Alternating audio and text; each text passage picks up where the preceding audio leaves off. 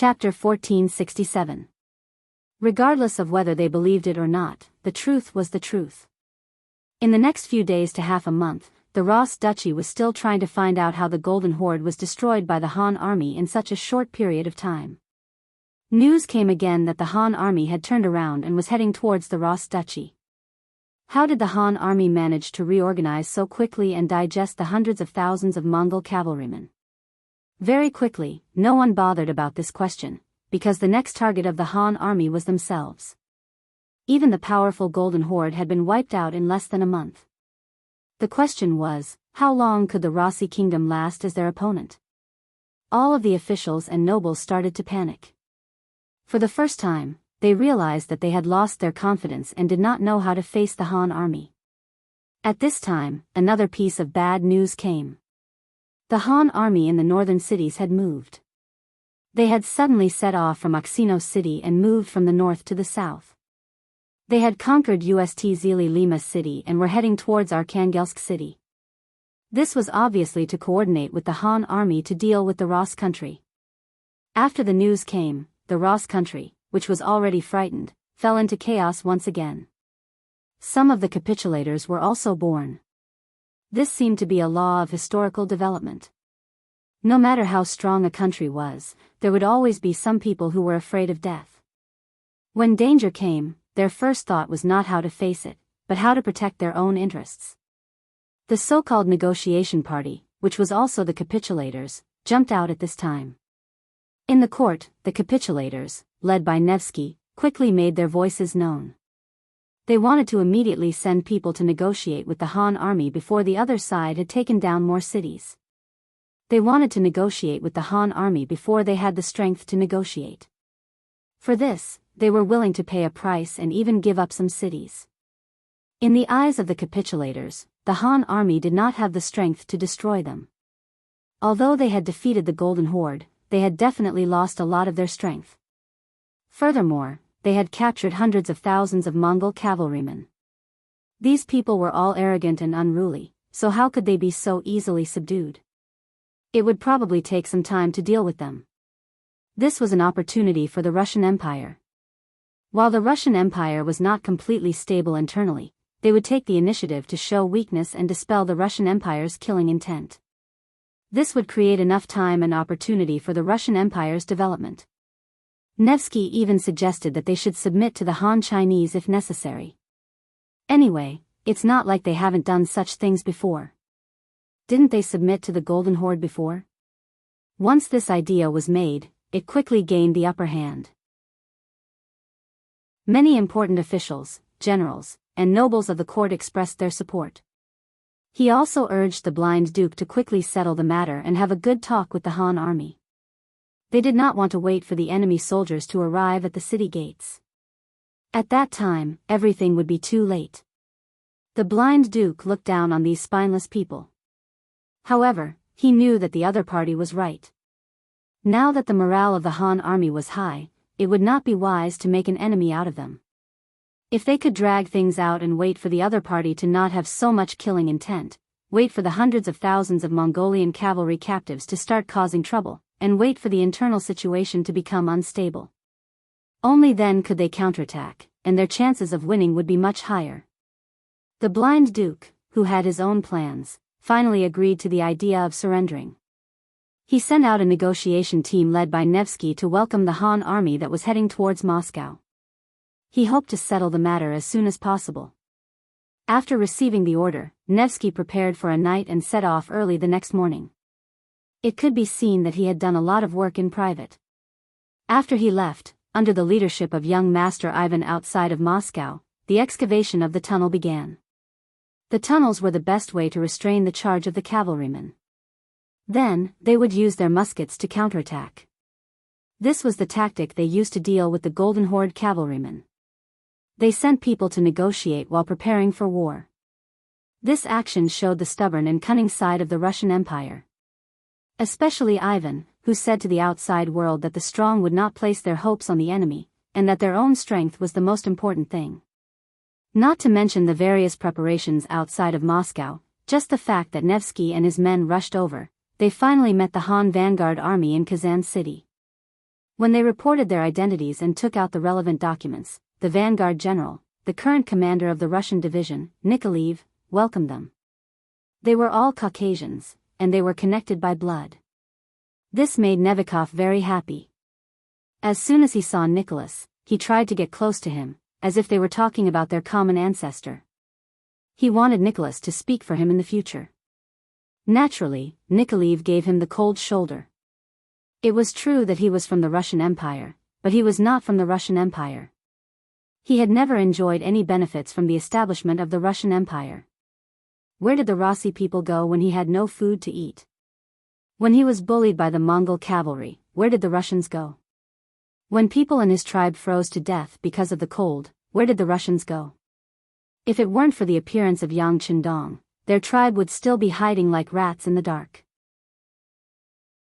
They would still not have enough to eat and sleep, and even their safety would not be guaranteed. During the most dangerous time, it was Yang Qindong who saved his tribe. Now that he had entrusted him with such an important task, how could Nikolaev not know which side he should stand on? Nikolai didn't even spare a glance at Novikov's flattery and the gifts that Novikov gave him. He would not forget that there was a day in the military regulations of the 5-star army that no one was allowed to privately give gifts. Regardless of whether they were given by subordinates or enemies, they would be severely punished. If it was light, they would lose their position. If it was heavy, they would lose their lives. The might of the 5-star army's military regulations could be seen from how General Bodo was beheaded on the spot. Furthermore, Yang Qindong was using the carrot and the stick. After killing Bodo and punishing Gray, Baruch, and Yudo, he took out a sum of silver to reward the other generals who did not commit any crimes. By doing so, not only did he reward the people who did not commit any crimes, he also divided the Mongol surrendered soldiers, who were not as united as a single piece of metal. It could be imagined that the Mongol generals who received the rewards would definitely side with Yang Qindong. If that happened, they would be the first to oppose anyone who dared to play any tricks. This was his master, Yang Qindong. He possessed such unyielding methods, as well as those omnipotent firearms and cannons. It could be said that his methods were unfathomable. More importantly, he was indebted to him for recognizing his worth. If not for his timely appearance, how would his clansmen be able to live peacefully in the large houses in the city? How would they be able to eat their fill and wear warm clothes without worrying about food and clothing? How would their children be able to go to school and learn how to read? Just based on this, Nikolaev had long since become Yang Qindong's most loyal subordinate. He would definitely not allow himself or anyone else to harm Yang Qindong's interests. With such a firm will, Nikolaev's actions were destined to not receive any response. Seeing how difficult it was to talk to Nikolaev, he could only helplessly request for him to report to the Han army's commander. He wanted to meet Yang Qindong personally and report to him. Naturally, Nikolaev did not dare to neglect such a matter. Although he did not have a good impression of these self-proclaimed White Russians, he did not understand Yang Qindong's intentions. Naturally, he did not dare to make a decision on his own. Very quickly, Nikolaev reported the matter of Nikolaev representing the Ross Duchy to Yang Qindong, who was rushing over. He also quickly received the order to stay put. When the news was passed to Nikolaev, he was naturally very happy. He knew that the Han army's commander had the intention to negotiate. At that moment, he began to carefully consider what to say when he met the person in question. Was Yang Qindong preparing to negotiate with the Ross Duchy? The answer was that it was impossible. Others might not know, but Yang Qindong was very clear. Whether it was the current blind duke or his successor, Ivan, they were all very famous figures in White Russia's history. They were all elites among elites. He would never underestimate such an enemy, nor would he give such a person a chance to catch his breath and make a comeback. The reason why he wanted to negotiate was because he wanted to use the White Russians to surrender. He wanted to see how he could obtain the greatest benefits with the smallest price. 3 days later, the Central Army resisted Kazan City. Nikolaev and Nikolaev came out of the city together to welcome Yang Qindong's arrival. From afar, when he saw that Yang Qindong was only a man in his 30s, Nikolaev was shocked. After coming here, Nikolaev had done a lot of work. He spent a lot of money to get to know some of the officers in the foreign division. From them, he learned some things about Yang Qindong. He learned that this Han Bugnam of Gojoseon had started more than a decade ago. Then, he expanded his territory and even conquered a huge territory that was not inferior to the Golden Horde's ancestors. It was precisely because of this that Nyaku thought that this Wunan prince of the Great Ming Dynasty was in his 50s, or at least close to his 50s. Otherwise, if he started more than a decade ago, how could he gain the trust of others and have such a strong appeal? However, the moment he saw Yang Qindong with his own eyes, he knew that he was wrong. This Prince Wunan of the Great Ming Dynasty was too young. If this was the case, didn't this person already have his own army when he was in his teens? Even the most outstanding youth in the Ross Duchy, Ivan, could not compare to this kind of talent. Chapter 1468. Yang Qindong's age shocked Nekov and gave him a feeling that the following negotiations would not go smoothly. The younger they were, the more impulsive they were and the more arrogant they would be. Naturally, they would not be easy to deal with. Yang Qindong entered the city. In the house arranged by Nikolai, he met with Nekov.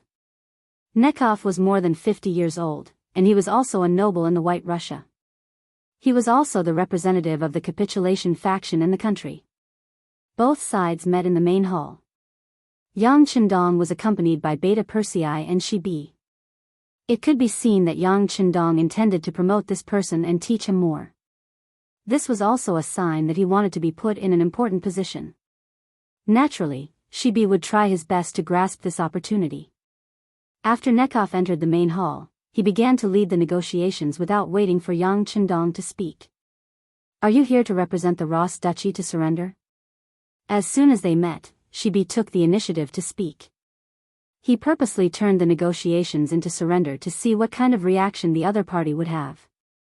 Nekov's face turned red as he felt the other party looking down on him. If someone from the Ross Duchy spoke to him like this, he would immediately call for the guards. He would make the person who dared to provoke him pay a heavy price, even their life. However, this was a city controlled by the Han army. He was here to negotiate, so he could only suppress the anger in his heart. He said with an ugly expression, "General, you have misunderstood. I am not here to surrender. I am here to represent the Ross Duchy to negotiate.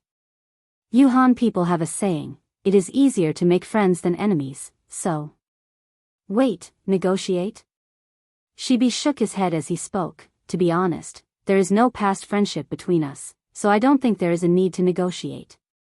Of course, if you're here to surrender, we won't kill you. But if you're not, then there's no need to talk. Please leave." He did not even listen to the conditions and directly rejected him. Nikev's expression was extremely ugly. He really wanted to fling his sleeves and leave, but he also knew that if he wanted to do big things, he couldn't act on loyalty. He could only take 2 deep breaths, suppress the unhappiness in his heart, and say, "General, I don't know what you mean by surrender. Can you make it clear?" As expected, Nikev didn't leave. He recalled what Yang Qindong had told him before. Later on, he just had to say whatever was unpleasant to hear. The other party definitely wouldn't be provoked. At that time, he still couldn't believe it, but reality slapped him in the face. He truly admired Yang Qindong. This was a case of weak countries having no diplomacy. The so-called righteousness was sometimes very important, but when the strength of both sides was not on the same level, what was righteousness? Don't you hear that the winner is king and the loser is nothing? Nikev's power was weak, and Xiaobi naturally became stronger. Surrender? Naturally, you will have to open the city gates, surrender, and surrender. Hand over all your belongings and territories to us. Of course, even if you surrender, we won't kill all of you. We will definitely leave some things for you to eat." Xiaobi simply stated his intentions and then shut his mouth. He really wanted to see how Nikev would react. While he was still waiting for Xiaobi to continue, Nikev suddenly believed his words. At that moment, he realized that Xiaobi had finished speaking. He couldn't help but widen his eyes and ask, "That's it?" It's over. Xia Bi said with an expression as if it was natural. After hearing Xia Bi's affirmative answer, Nikev's face turned red with anger. May I ask, what's the difference between this surrender and a battle to the death? Of course there's a difference. If you lose a battle to the death, you will be beheaded. If you surrender, at least you can live, right? Xia Bi said with an expression as if he didn't want to die. Looking at Xia Bi's serious expression, Nikev finally understood that Xia Bi didn't have any intention of negotiating. In other words, Xia Bi was just going with the flow. Since that was the case, there was no need for him to stay. He cupped his hands and imitated the Han's gesture. After bidding farewell, he turned around and prepared to leave. At that moment, Yang Chendong, who had been watching the show, opened his mouth. Nikev, right? As soon as he spoke in fluent Russian, Nekov, who was about to leave, stopped in his tracks. His heart was filled with joy. It seems that the other party was just testing me. Now that he saw that I was about to leave, he became anxious. There was still room for negotiation. Although he was delighted, he pretended to be angry. He turned around and cupped his hands towards Yang Chendong. Yes, Your Highness Bugnam of Gojoseon. To be honest, your subordinate is too reckless, he. Enough. Without waiting for Nikev to continue, Yang Chendong interrupted him. Then he used an unquestionable Chinese and said, Remember, Commander Xia Bi's words represent my meaning. There are only two paths for your Rossi country to take. Either you are destroyed by us, or you surrender. As for the so-called peace talks, that is simply impossible. The only difference is that the first path is death, while the second path is survival. When Yang Chendong said this with an unquestionable tone, he saw Nikev's shocked expression. Nikev must be thinking, if that's the case, why did you stop me? Do you want to repeat what you just said? Seeing the doubt in Nevikov's heart, Yang Chendong continued without waiting for him to ask. Since you have the guts to come and talk to this king about peace, this king will give you a chance. If there comes a day when your Ross Empire is unable to withstand this king's army, you will still have a chance to negotiate. Furthermore, at that time, I can leave you with 10% of your wealth and allow you to move out. At that time, you can choose any place in this king's territory to continue living. This way, your family clan will be able to survive. But remember, there are conditions. I want the lives of the blind Duke and Ivan. If you can't see them, even if you surrender, you can only guarantee that you won't die. You won't have any wealth, and your family won't be able to survive. After saying all this in one breath, Yang Chendong waved his hand and said, Okay, you can leave now. Nikev walked out of the main hall in a daze. When he returned to his temporary residence, his emotions slowly stabilized. Then, a smile appeared on his face. No matter what, this diplomatic mission was fruitful. At least he had an extra choice compared to others. As for whether he needed to do so, it would depend on the development of the situation. If the Russian army won, then it would be better if this matter never happened. On the other hand, if the Han army won, then he could make a choice. At least, he could ensure the safety of his family. Wasn't this what he was after? In the main hall, after Nikev left, she looked at Yang Chendong with a doubtful gaze. You don't understand? Or do you think that what I said just now was meaningless? Shibi nodded without concealing his inner thoughts. Sigh, the human heart. Yang Chendong sighed heavily. Just now, I only planted a seed of hope in Nikev's heart. It might not seem useful now, but when it came to a critical moment, the effect it would have would be astonishing. Why don't you wait and see, ha ha ha. Yang Chendong laughed confidently. After being a leader for so many years, his growth was very fast. For example, his control of the overall situation, his understanding of Yang Xie's progress, and his ability to control people's hearts.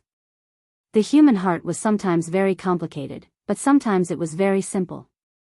It all depended on how you guided it. Once you successfully guided people's hearts, it was equivalent to controlling the overall situation. It was equivalent to stepping into the threshold of victory.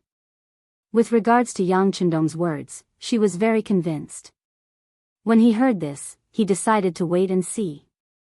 He wanted to see if Nikev, who left after being humiliated, would really deliver the heads of those two important people to him when the situation turned bad, as the sixth young master said.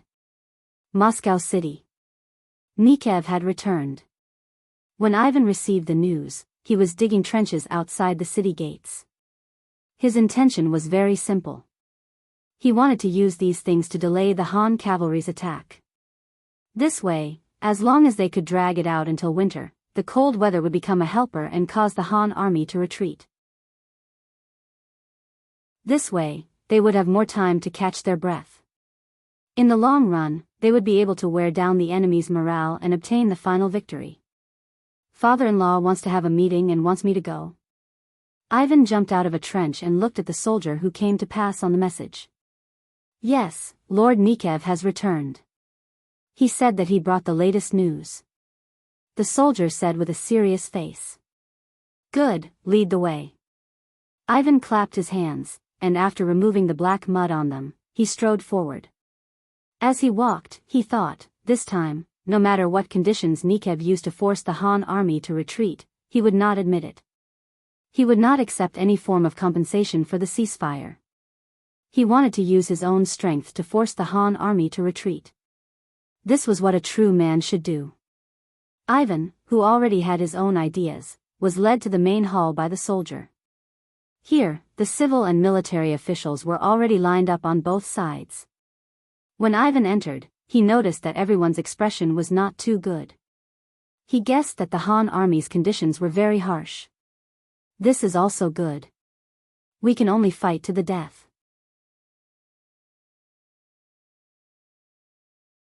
Chapter 1469. Ivan, who had a heroic plot and also wanted to be a hero, thought so as he walked to his seat and stood still.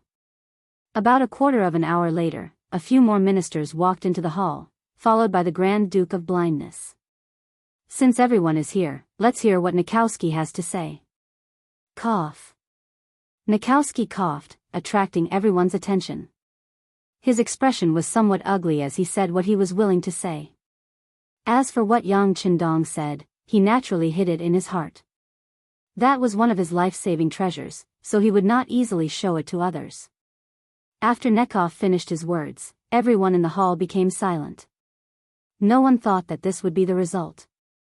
If they didn't surrender, they would die. Even peace talks were rejected. Did this mean that the Han army was too arrogant, or did they have enough confidence to defeat the Rus Empire? Ha, ha ha ha. In the silence, a burst of laughter came from Ivan's mouth, attracting everyone's attention. Ivan, who had been laughing for a few times, finally stopped when he saw that everyone's attention was focused on him. He said, "All right, can everyone give up now? Who still wants to talk about peace with the Han army?" At the end, Ivan's voice was close to a roar. He was clearly very angry. None of the officials said anything about this. Just as Ivan said, if peace talks failed, then they could only fight. Everyone had the same idea. Okay, since it's like this, we don't need to have any illusions. Although the Han army is very strong and can destroy a behemoth like the Golden Horde, we are not to be trifled with. Young Master has already dug trenches outside the city, which can effectively stop the Han army's charge. As long as we can hold out until winter arrives, the other side will inevitably withdraw their troops. If we do this repeatedly, with our advantage as the host, we can exhaust their spirit. At that time, we can decide whether to negotiate or fight. The blind duke finally spoke. This was the final decision. No one objected to this. Even those who wanted to surrender could only place their hopes on the army and hope that they could stop the Han army's attack. Since everyone had the same thoughts, the following matters were much easier to handle. Under the leadership and appointment of the Grand Duke of Blindness, Ivan, Boris, Peter, and Sergei respectively received the mission of guarding the 4 city gates. There were 100,000 soldiers originally prepared to assist the Golden Horde. Together with the 100,000 soldiers in the city, there were a total of 200,000 men under the command of 4 people, each with 50,000 generals. At the same time, the blind duke used his identity as the Duke of the Rossi Duchies to call out to the nearby powers, inviting them to help the king and deal with the Han army together. It was estimated that there were about 100,000 soldiers in this army. In this way, there were 300,000 soldiers defending Moscow. Even when facing the claws of the Golden Horde in the past, the Ross Empire had never treated them so formally. From this, it could be seen that they already regarded the Han army as their strongest enemy. After receiving the mission, the four great generals quickly started the work of digging trenches. This time, they were determined to defend the city to the death. They dug trenches everywhere, surrounding the entire city of Moscow and extending for more than 10 miles. It could be imagined that if the Han army appeared here, just filling up the road would be a big project. However, by doing this, they had also blocked their own way out. However, they did not care because they had already transferred all the food they could use into the city. It was not an exaggeration to say that they could hold on for 3 to 5 years. They did not believe that the Han army would be able to surround them for 3 to 5 years. If that was the case, then the cost of transporting grain and fodder would be an astronomical figure. At the same time, the Grand Duke of Blindness also mobilized the 500,000 White Russians in the city, asking them to help dig trenches outside the city. At the same time, he spread rumors, saying that the Han people were more terrifying than ferocious beasts. It seemed that once they broke through the city, everyone would face a dead end. After mobilizing the people, the trenches outside the city were pushed even faster. Some places were even more than 10 meters deep. Not to mention horses, even people could not pass through. Moscow was forcefully turned into an independent kingdom. The people inside could not come out, and the people outside could not go in. Finally, 10 days later, cavalry could be seen roaming outside the city. They were the scouts sent out by the 5-star army. However, they could only roam around for more than 10 miles. Countless large and deep holes blocked their path. Ha ha ha. On the city walls, the various officials and nobles used the 1,000 eye that they had obtained from the west. When they saw the scene of the Han cavalry roaming outside the city, they could not help but laugh. At this moment, it seemed like they were already the victors. The scene outside the city of Moscow was quickly reported to Yang Qindong, who was rushing here, by the scouts. When he heard that the enemy had dug countless trenches outside the city, and that some were even more than 10 meters deep, Yang Qindong was shocked. Are they looking for death? Yang Qindong sighed and could not help but laugh. Originally, Yang Qindong thought that the enemy also had cannons and guns. Although they were not as powerful as the Cold Front, they were still a threat. For this reason, Yang Qindong had arranged for Gray and the others to form a suicide squad. However, he never expected that the enemy would not use firearms and instead use trench tactics. That's right, they could indeed stop the advance of the 5-star army. However, while they could defend the ground, what about the air?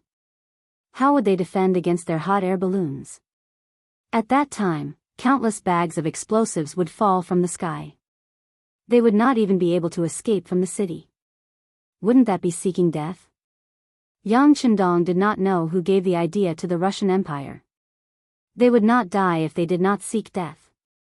As such, Yang Qindong was not anxious.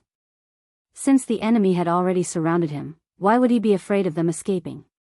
Yang Qindong's face was filled with confidence. Orders.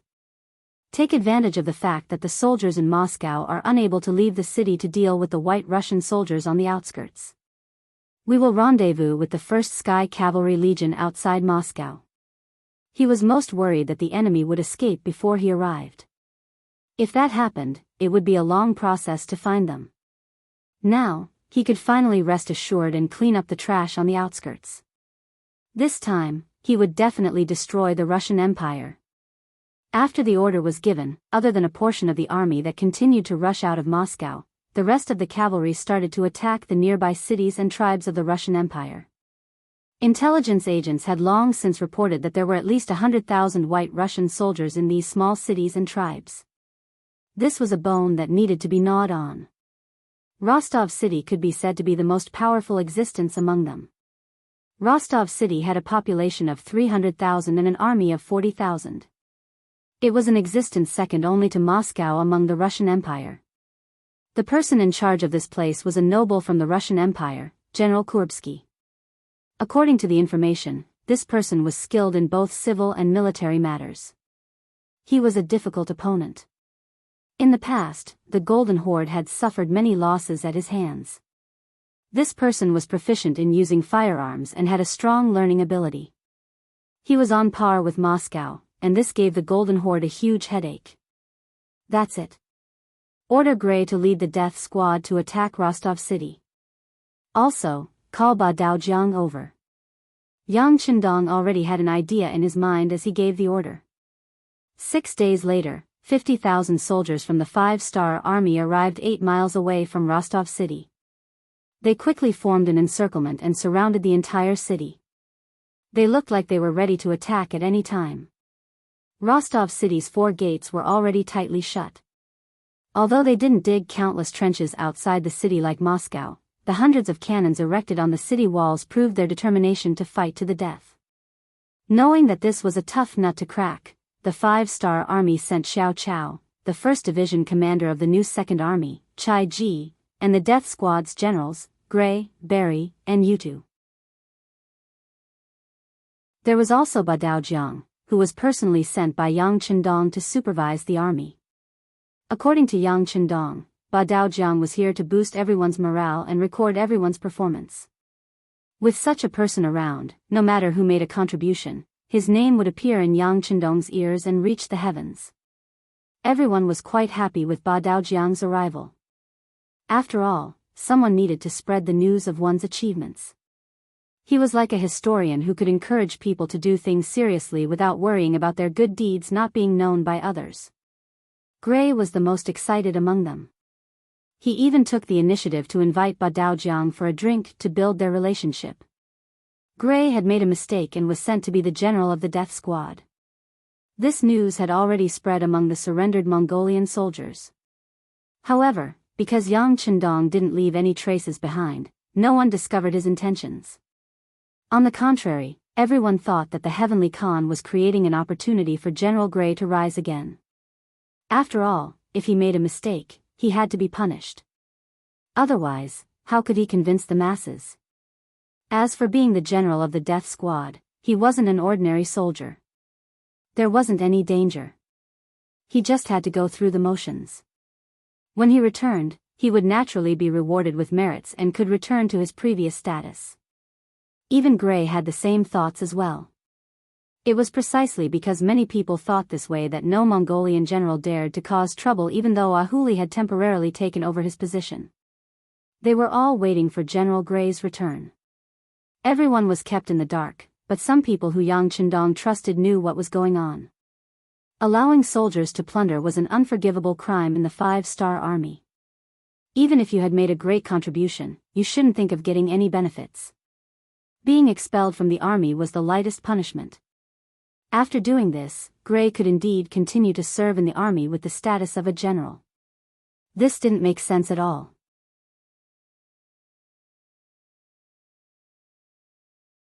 Chapter 1470. There must be a reason behind this abnormality. Since it didn't make sense, this matter was worth pondering over. Ba Daojiang had his suspicions for a long time, but after meeting Yang Qindong and receiving the secret order, he knew what to do. Ba Daojiang, who was very clear about everything, pretended to be happy on the surface. Whenever Gray invited him, he would show up. After a few times, the entire Mongol army knew that their General Gray had established a relationship with the Heavenly Khan.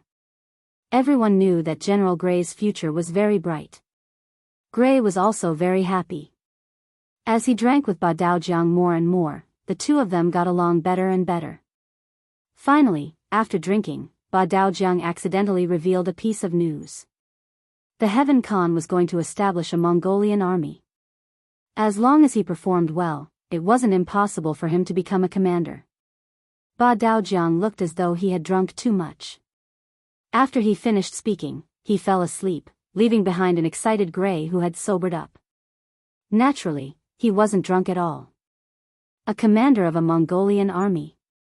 That was an extremely high position in the entire 5-star army. How could he not sober up when he thought that he could be promoted? No, I must perform well. This attack on the city of Rostov is a good opportunity, an excellent opportunity to show off my abilities. Unknowingly, Gray had set a goal for himself. The military operation to besiege the city took 3 days to complete. After the 4 city gates were sealed, the cannons of the 2nd Cold Front Regiment were pushed forward. They aimed at the Ross cannon, which was also a cannon. However, the Ross cannon was inferior in power and range. The 2nd Cold Front Regiment was prepared to destroy all of the enemy's cannons at the first opportunity. Next, it was time for the cavalry to charge. For this reason, the commander of the new 2nd Army's 1st Cavalry Division, Chow Chow, and the general of the Death Squad, Gray, got into an argument over who should be the one to contribute the most. Commander Chow Chow wanted to contribute. He had a feeling that after the Golden Horde was destroyed, there would be fewer and fewer opportunities for them to fight a big war. He had also heard rumors that the 2nd Army was about to expand into the 2nd Army Corps. At that time, Commander Shibi would very likely be promoted to commander of the corps. In that case, there would be at least 3 vacant commander positions. As the commander of the 1st Cavalry Division, he naturally had a lot of opportunities and room for promotion. He didn't want to miss such an opportunity. Therefore, he had to use this battle to perform well and let others see his ability. This would create more favorable conditions for him to compete for the position of commander. Gray didn't know about this, but he wanted more. He had actually set his sights on the position of commander of the Mongolian army. However, what he did not know was that Ba Dao Jiang had made up the story according to Yang Chendong's wishes. Ba Dao Jiang had not even formed the 2nd Army, so why would he immediately form the Mongolian army? The reason why Gray had said that was because he wanted Gray to be more active in battle and personally participate in the front lines. It would be best if he could personally go into battle and kill the enemy. Both of them had their own ideas, and neither of them wanted to back down. This was because the commander of the Shai Corps did not come with this army. Instead, he had another mission. As such, everyone began to argue, and no one was willing to back down. In the end, it was Ba Dao Jiang who stepped forward. He was the vice captain of the Black Knights Dragon Guards, and he had an extraordinary status. In the end, he was the one who made the decision to hand over the Vanguard mission to the Suicide Squad. 6th Young Master has said that since we are a Suicide Squad, it's only natural for us to charge at the very front. Commander Chiao, please take a step back, Ba Dao Jiang said coldly as he swept his gaze across Chow Chow. Ba Dao Jiang was very clear about the character of his officers. Many times, the more you tried to reason with them, the more unreasonable they would be. On the other hand, if you used a commanding tone, they would listen and fall for it. Indeed, when Ba Dao Jiang's face sank, Chow Chow did not say anything. He didn't want to argue with the vice captain of the Black Cavalry. That wouldn't benefit him at all. That was because he would never forget that even Commander Shibi had been extremely courteous when he saw the Black Cavalry. Gray laughed heartily. He believed that this was the effect of his relationship with Ba Dao Jiang during this period of time. He even threw a grateful look at Ba Dao Jiang. After that, he started to assemble the army and prepare for the charge. In front of Commander Chai Ji, Ba Dao Jiang gave a very serious order for the artillery support of the cold front to be in place. They couldn't let the Ross army's artillery and muskets be of any use. When Gray heard all of this, he was extremely touched by her actions. However, there was something even more touching. Just as the army was assembled and ready to charge, Ba Dao Jiang walked up to the Suicide Squad and personally handed a purple cloak to Gray. General Gray, this is a cloak that only a first-rank general can wear. I hope you can perform well. Once you make a great contribution, you may be able to wear the red cape, the symbol of the army commander, next time. After hearing Ba Dao Jiang's sincere words, Gray received the cloak with an excited expression. He then put it on in front of Ba Dao Jiang. The cloak fluttered in the wind, making it even more eye-catching and eye-catching. A burst of laughter came from Gray's mouth. Brothers, the Heavenly Khan has treated us so well. How can we not perform well to repay his kindness? Come, charge with me. Take down Rostov city and capture Kurbsky alive. Take down Rostov city and capture Kurbsky alive. The Mongolian cavaliers below also shouted loudly.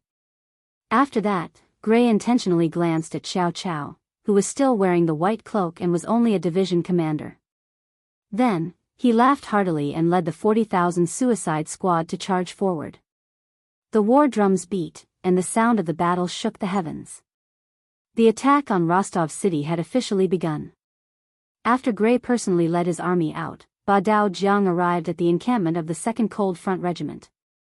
When he saw the cannons roaring furiously as they bombarded the city gates, he chuckled as he walked over to the 1st Regiment Commander Chai Ji and said, "Regiment Commander Chai, what kind of battle have we not experienced before? There's no need to be so nervous. Come, have a smoke and relax." Chai Ji naturally accepted Dao Jiang's goodwill. Taking the cigarette with both hands, he thanked Dao Jiang and chuckled. "I'm not nervous. I'm just excited before the battle." This wasn't arrogance. It was the truth. Ever since the Cold Front's 2nd Division entered Eastern Europe, they had fought countless battles. When had the number of enemies decreased? Especially in the battle between Sarai City and New Sarai City, when they faced hundreds of thousands of enemies, they didn't show the slightest sign of retreating. Now, they were only facing Rostov City, which only had 40,000 enemies. There was nothing to be nervous about, but the excitement before the big battle was still a little. Regiment Commander Chai is so generous. Dao Jiang smiled and gave him a thumbs up. After being praised, Chai Ji's face revealed an embarrassed expression. Before he could say anything, Dao Jiang took a step forward and whispered something into his ear. When Chai Ji, who was originally calm, heard this, he was stunned. It was as if he had been electrocuted, and he didn't say anything for a long time. After holding it in for a long time, he finally asked, "Does the 8th Deputy Commander have a military order?" After asking this, Chai Ji couldn't help but laugh. How could there be a military order for this kind of thing? Wasn't this the same as sending someone into the enemy's hands? But was this Dao Jiang's idea, or was it the 6th young master's idea? After thinking about it, Chai Ji felt that the latter was more likely. Even if Dao Jiang had some personal grudge with someone, he would have his own way to solve it. He definitely wouldn't tell this to Chai Ji, who had no friendship with him. Not to mention that he would use the Cold Front's hands. If he dared to do this, and even dared to tell Chai Ji about it, he probably wasn't afraid of being exposed. If that was the case, this should be the order of the higher-ups. Who was Dao Jiang's higher-ups? Was there even a need to think about this question? Okay, I know what to do. Chai Ji nodded heavily, as if he had made a difficult decision. Okay, after this matter is done, I'm afraid Commander Chai will be reprimanded. But don't worry, you will be rewarded for what you have done. Dao Jiang wasn't surprised that Chai Ji agreed. Because as long as he thought about it carefully, he would be able to figure out the entire matter. The only thing that was similar was how long it would take for him to figure it out. From the looks of it, Chai Ji was indeed a smart person. Since he was a smart person, this matter would be easy to handle. In the end, Dao Jiang still left. Or rather, he came over to talk about this matter. Now that the matter was settled, he naturally had to leave. He left Chai Ji behind and said to the correspondent beside him, "Get me 3 cannons. I want to command them personally. Go quickly." On the battlefield, General Gray led the vanguard of the death squad with 5,000 cavalrymen and charged toward the south gate. He saw that Leng Feng's cannons had already started firing and were hitting the city walls of Rostov one after another. The cannons embedded in the city gates were hit and disintegrated one after another. Without the advantage of firearms, the Russian army was like a tiger without its fangs. How could they be a match for the Mongol cavalrymen who grew up on horseback? Gray, who was laughing heartily, was in a very good mood. In his eyes, this battle wasn't difficult at all. With the help of the cannons, he only needed to launch a symbolic attack. When the city gates were blown open, he would be the first to contribute to bringing the army into the city. When the news of this battle reached the ears of the Heavenly Khan, he would be getting closer and closer to the position of commander of the army. Just as he was thinking about his beautiful future, a cannonball suddenly exploded 40 feet away from him. When the intense shockwaves reached him, one of his personal guards was thrown off his horse. This sudden and unforeseen event gave Gray a fright. Gray was shocked by this sudden turn of events.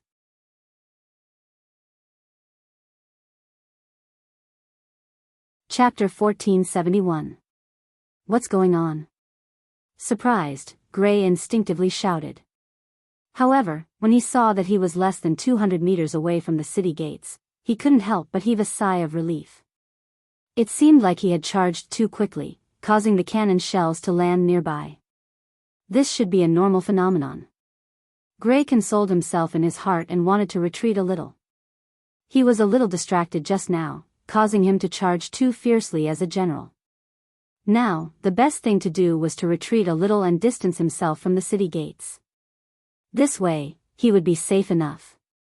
Even if the 5-star army's cannons weren't accurate, they wouldn't fire at his own camp, right? However, if he were to retreat now, what would others think of him? With so many members of the suicide squad around him, would they think that he was afraid? Behind him was Ba Dao Jiang, who was sent by the Heaven Khan. He must be watching all of this without blinking. If he retreated like this, would they have any opinions? What would the consequences be if they reported this to the Heaven Khan? Because he had a request, there were too many restraints when he did things. At this moment, many thoughts popped up in Gray's mind. He didn't dare to retreat, but instead slowly moved forward. Hurry up and blow up the city gates. Hurry up and blow up the city gates. Gray silently muttered in his heart. For some unknown reason, Gray had a bad premonition. He kept feeling that he was in danger.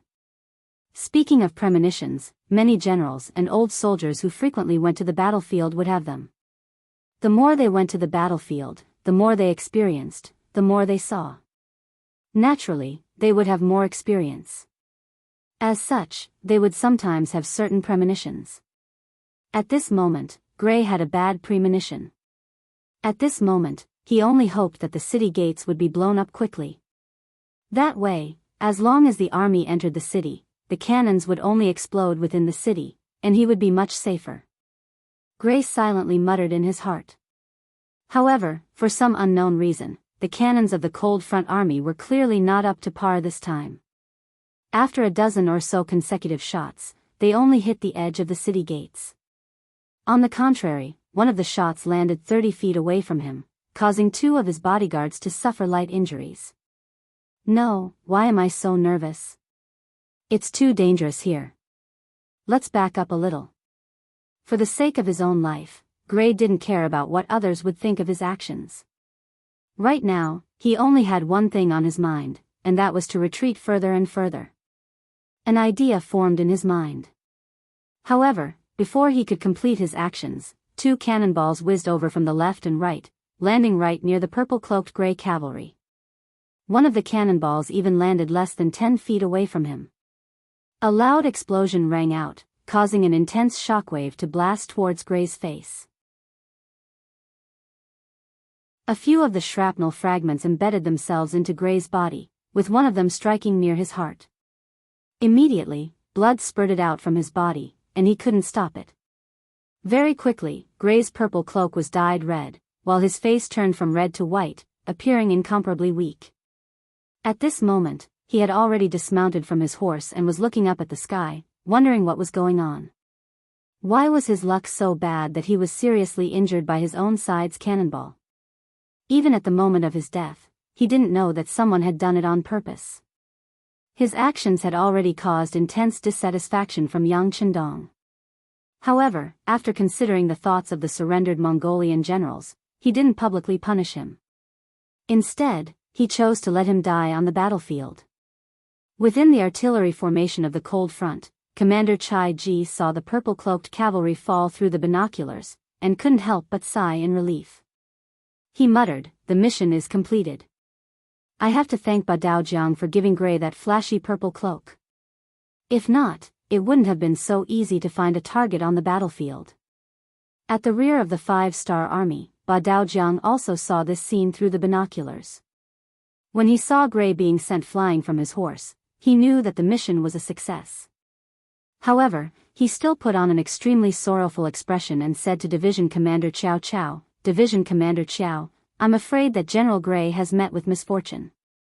You are now the commander. Lead everyone to charge forward and take revenge for General Gray. Take revenge for General Gray." Barlu, Wutu, and the other Mongolian generals who were also in the middle of the army shouted in unison with a tragic expression. "Okay, I'll accept your orders." After Qiao Qiao agreed, he pulled out his cavalry sword and pointed it forward. He shouted, "Everyone, listen to my orders. Attack! Attack!" Tens of thousands of the 5-star army and the Mongolian army charged forward. The Cold Front's 2 ND Division's 1st Regiment had also, coincidentally, broken through the south gate of Rostov City. After the city gate was destroyed by a cannon, there was nothing that could stop the cavalry's charge. Just as Ba Daojiang led his men to attack Rostov City, gunfire was also erupting all over this piece of land. Sergei led his troops to attack the city of Novgorod. His target was the 40,000-strong Rossi army led by General Maxim. Division Commander Xiao Feng led his men to attack Vyatka City. Their target was the 30,000 Russian soldiers led by General Turgenev. The world's 1st Cavalry Legion and the 3rd Cavalry Legion cooperated and headed north to attack Pskov City. Their target was the 30,000 Russian soldiers led by General Vanya.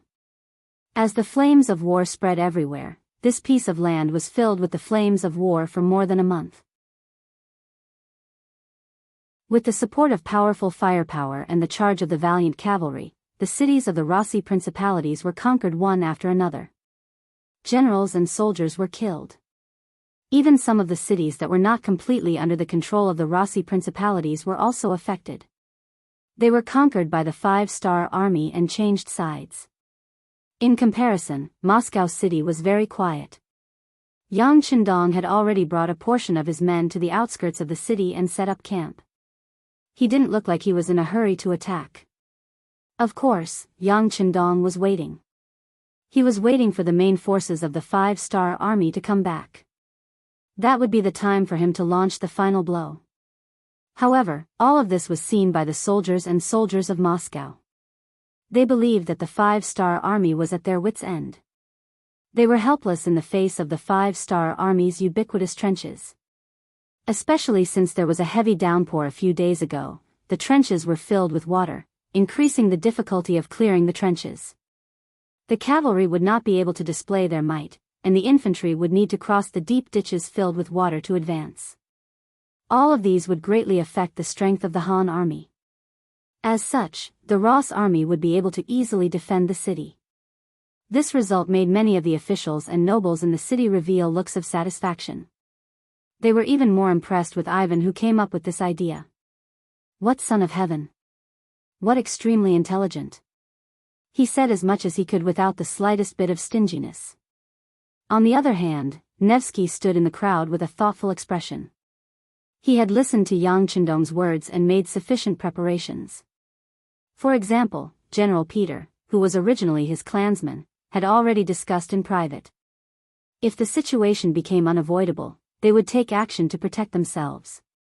At that time, they might become the only remaining Rossi nobles. However, the development of the situation was not as he had imagined. Because of the trenches, the Han army could not approach the city. It seemed that Yang Qindong's words were just a boast. Who cares? Nevsky shook his head. Thinking that it would not be a bad thing for him if he could defend the city, Nevsky simply threw this matter to the side. Outside Moscow, as time passed, more and more 5-star army had completed their mission and were gathering outside the city. After 10 years of separation, Commander Wuxing finally met his master, Yang Qindong. Sixth young master. When the two met in front of the army, and because of Wuxing's arrival, Yang Qindong personally came out of the camp to meet him, Wuxing didn't salute. Instead, he fell to his knees with a plop and began to wail. A 7-foot-tall man actually cried like a child in front of so many soldiers. Not only was this not a joke, but it also caused many people to cry at the same time. If one was not a veteran of the Third Army, they would not be able to understand this feeling. 10 years ago, they had stepped out with great ambitions and lofty aspirations. 10 years later, they had experienced countless difficulties. Now, there were less than 200 old soldiers left from the original 10,000. This nearly 95% elimination rate was not something that those who had experienced it could not understand. Yang Chendong's eyes were also slightly red. He took 2 steps forward and stretched out his hand to help Wuxia up from the ground. He comforted him, "Okay, young master, I know what happened to the Third Army. You have worked hard. Don't worry, this kind of thing will not happen again in the future. For those soldiers who died, we also have to comfort their families. We cannot let the heroes die with regrets." "Thank you, 6th young master." Wu Sheng, who had already stood up, quickly saluted again. Then, Chunyang, Yila, Lu Dai, and the others came up and saluted. These people were the first batch to follow Yang Chendong. Many of them were still young, but now they were already middle-aged. Okay, you have worked hard." After Yang Chendong returned the salutes to each officer, he would hold their hands to comfort them and encourage them at the same time. After the officers of the Third Army, it was Tianhu's world's first cavalry army that came up. Facing them, Yang Chendong did not have so much melancholy. He only nodded to the commander and said, "You have done well." Just these 4 words were enough to prove that the world's first cavalry army's efforts were not in vain. Tianhu was also very excited. He saluted and said respectfully, "Teacher, good day."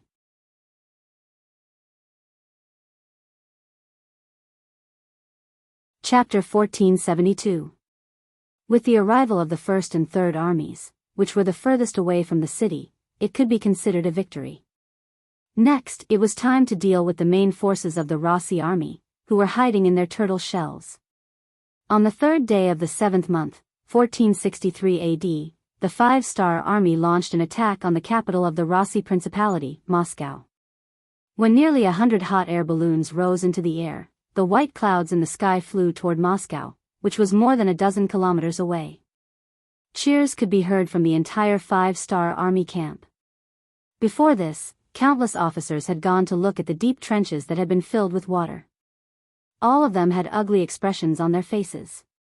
In their opinion, it was extremely difficult to launch an attack in such an environment. Exhausting themselves would not bring them any benefits. But what else could they do?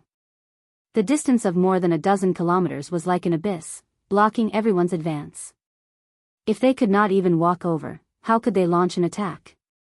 For a moment, many officers were thinking about surrounding the city. It seemed that the only way to solve the problem was to surround the city and not attack. But if that was the case, how many troops would they need to station nearby? Too few people would not do. What if the people in the city rushed out? But if there were too many people, it would be a waste. Gathering the troops together, not to fight, but to keep an eye on the enemy for 3 to 5 years, how much military supplies would that consume? Even if the young Xia was rich, he could not afford such a waste. Most importantly, as long as Moscow still existed, it was inevitable that there would be Russians who held on to hope. The psychological effect of this was the most annoying, and it was very likely that it would cause unrest in the surrounding areas. When that happened, how could there be any talk of development? Just as many officers were wondering what to do, the Air Force was deployed. Everyone's eyes lit up when they thought about how the space could travel through the air and continuously attack the Russian army in the city without having to worry about the enemy's counterattack. When that happened, the city would probably become a sea of fire. When that happened, it would not be them who would be thinking about how to get in, but the people who would be thinking about how to get out. There was no need to spend any effort or worry. They could just wait for the scene of victory to appear. Excited shouts could be heard from the camp. "Sixth young master, since this is the case, we do not need to leave so many troops here. There are still many troops in the surrounding areas who have not surrendered to us. Can we continue to deal with them?" The battle-hungry commander Tianhu suggested. Yes. Yang Chendong nodded. This was what he wanted to say as well. with a few orders were given. For example, Tianhu's No. 1 Cavalry Army, the 2 divisions of the new Second Army, as well as the 50,000 soldiers of the Mongolian Army, and they charged to various areas to deal with the various factions that had not submitted to Yang Xie's forces. The other 2 divisions of the new Second Army, the 50,000 soldiers of the Mongolian Army, and the 20,000 soldiers of the Russian Army were left behind to keep an eye on the Russian Army and prevent them from escaping. Wuxing's Third Army was also to be left behind. They needed to expand their ranks and regain their former glory. For this reason, Yang Qindong allowed the 3rd Legion to recruit soldiers from the Russian division and the surrendered Mongolian army. Everything was based on their needs. After Wuxing left with the order, Yang Qindong summoned the commander of the new Second Army and officially gave him the order to establish the Second Army. According to the order, the Second Army would have 4 armies under its command and 1 division under its direct command. It would have 1 more commander than Tiger Man's First Army. In total, there would be around 150,000 soldiers. Yang Qindong also revealed that the Second Army would most likely stay here in the future to take over the huge territories of the Golden Horde and the Russian Empire. Don't feel pressured. The steam engines you need have already been produced and tested. They will be given priority for your use. When the time comes, all the resources from the Far East will arrive here within 10 days. If something happens, reinforcements will also arrive within 10 days. Moreover, this time will be constantly increasing. Who knows, this prince might arrive at any time by carriage. When that time comes, you must not slack off. Hearing Yang Qindong's laughter, Shibi was already crying. Of course, these were not tears of sorrow. They were tears of joy and gratitude. He was just a surrendered general. How could he be favored by Yang Qindong and promoted to commander? At that time, he had already attracted a lot of envy and jealousy. Now, he was going to be the commander of the Second Army. The commander of the Second Army was Tiger's man. He was the person who had followed Yang Qindong the longest and was also the most trustworthy person. Now, he had become the commander after that person. Didn't this mean that in Yang Qindong's heart, he also trusted him very much? With this trust, Shibi could not stop crying. In his heart, he had already decided that in this life, he would serve Yang Qindong to the best of his ability.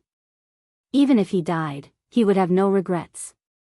Just as Yang Qindong was in the big tent, meeting with one senior military officer after another and assigning tasks to them. The Air Force had already arrived above Moscow in a hot air balloon, adjusting the direction of the wind. The sudden appearance of these white dots in the sky frightened the Russian soldiers and civilians in the city.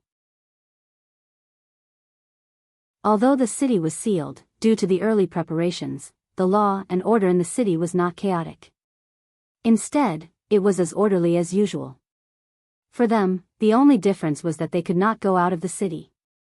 Over the years, with the continuous efforts of the Grand Duke of Blindness, the Rossi principalities had a good foundation.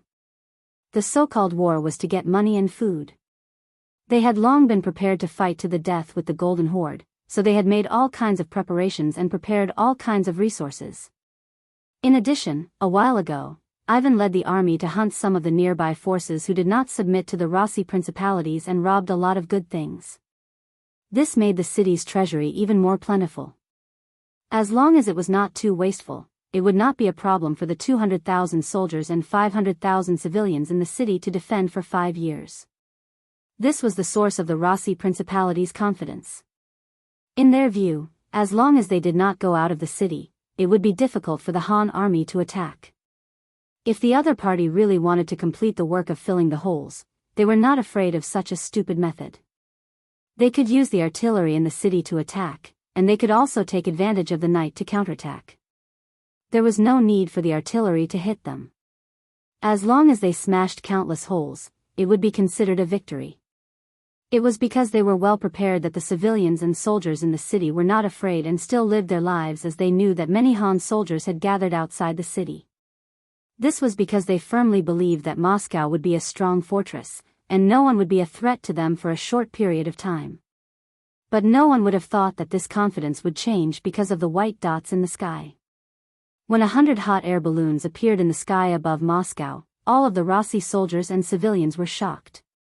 There were even many people who knelt on the ground and prayed piously.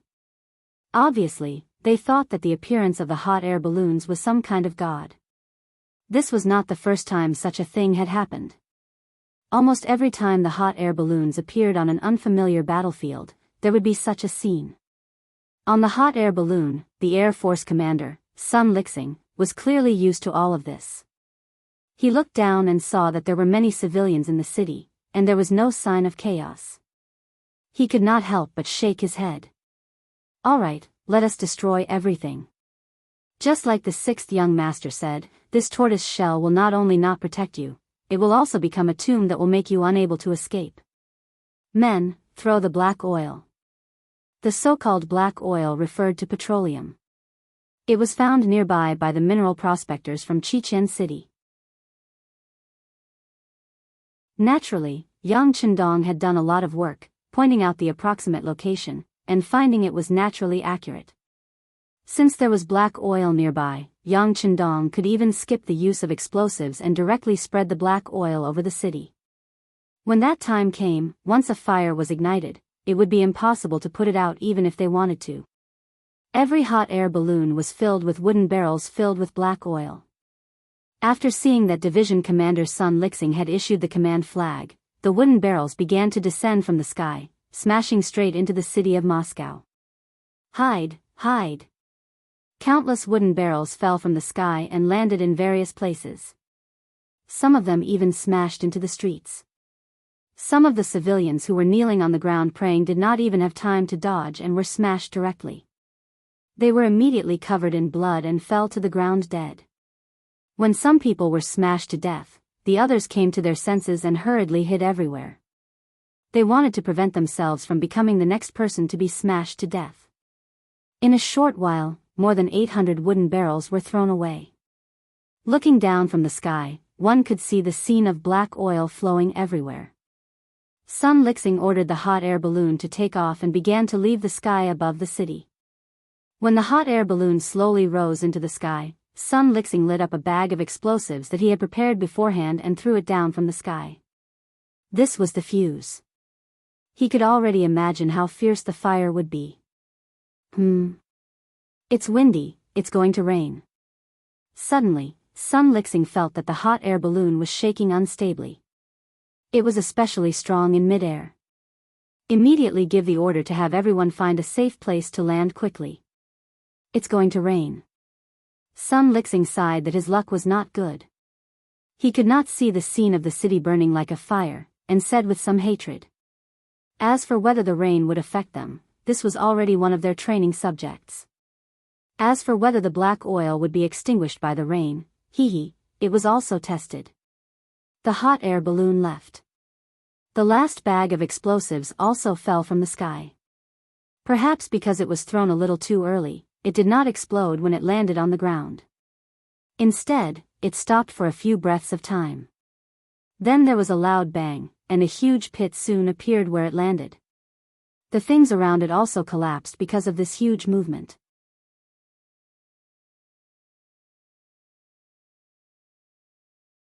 Chapter 1473. It was just a pack of explosives. No matter how powerful it was, the damage it could cause was limited. Its power lay in the fact that the sparks from the instant explosion ignited the black oil that had fallen to the ground. What followed next was a scene of fire everywhere. The raging fire blazed, creating a roasting heat as it burned rapidly. Caught off guard, or perhaps they simply didn't realize how powerful this thing was, many people were still squatting on the ground covered in black oil, observing what this thing was. A great fire ignited, instantly igniting this area, turning it into a sea of fire. Some of the soldiers and civilians who were still watching the show were accidentally stained with the black oil. At this moment, they became fuel for the fire and were instantly engulfed by the flames. They had no time to escape even if they wanted to. Quick, put out the fire. The soldiers and civilians saw the fire that had suddenly ignited, and their shouts rose and fell. Countless basins were filled with clear water, and they poured it over the black oil. However, the result was that not only did the fire not reduce, it even grew bigger. The Rossi soldiers didn't know the characteristics of the black oil, and they didn't know that water couldn't extinguish the black oil. On the contrary, it only made the fire grow bigger and bigger. The flames soared into the sky uncontrollably. Even the 5-star army camp several kilometers away could see it clearly. Many of the soldiers were terrified when they saw the flames that filled the sky. They had originally thought that the measures taken by the Rossi soldiers would give them a headache, and that they would have no choice but to give up on attacking the city. Who would have thought that Bugnam of Gojoseon would be able to ignite the fire in the city without much effort? When he thought about how the city gates were tightly shut and how there were deep trenches outside, it was the same as cutting off his escape route. If that was the case, wouldn't it be the same as spinning a cocoon around his own feet? This was really like the saying that one had lifted a rock and dropped it on one's own feet. Not good, it's raining. While the soldiers of the 5-star army were still waiting to watch the show, one of them suddenly felt something and shouted. That's right, it's really going to rain. The Rossi soldiers in the city are really lucky. Thinking that the rain should be able to extinguish the fire, many of the soldiers sighed with a look of pity on their faces. In the city of Moscow, although water could not extinguish the fire, countless people were still trying. It seemed that they did not know what else to do. Even though the fire hadn't died down, they were still constantly carrying water. It was only when rain began to fall from the sky that the Russians became excited. One by one, they knelt down on the ground and shouted words of thanks to the gods. Obviously, they thought that the gods saw that they were in danger and decided to help them. However, this expectation quickly turned into disappointment. Even when the rain fell on the black oil, it was still unable to extinguish it. The fire was still burning, as if mocking their ignorance and stupidity. It's over. It's over. Countless civilians and soldiers sat on the ground, their faces filled with despair. They really couldn't think of any good way to extinguish the fire, so they could only let it burn and wait for the black oil to burn out. Although such a large commotion was only burning in the east of the city, it still attracted the attention of all the civilians. They all looked at it with lingering fear, their faces filled with helplessness and worry for the future. Ivan was also standing in the crowd. If one looked carefully, his expression was also very bad, even somewhat gloomy. He had calculated everything and created countless troubles so that the 5-star army would not be able to attack the city. This way, they would not be able to do anything to him. What he needed to do during this period of time was to train his soldiers. As long as he had a group of elites in his hands, he could take advantage of the fact that the enemy was lazing around to kill a path of blood and even defeat the Han army. However, all of these beautiful thoughts were interrupted by the sudden appearance of the fire. Although Moscow was large enough, it would require a lot of kerosene to burn the entire city. It was not something that could be done in a day. However, if there was no way to deal with it, the morale of the soldiers would be slack and the people's hearts would become unstable. If that was the case, how could he train his elite soldiers?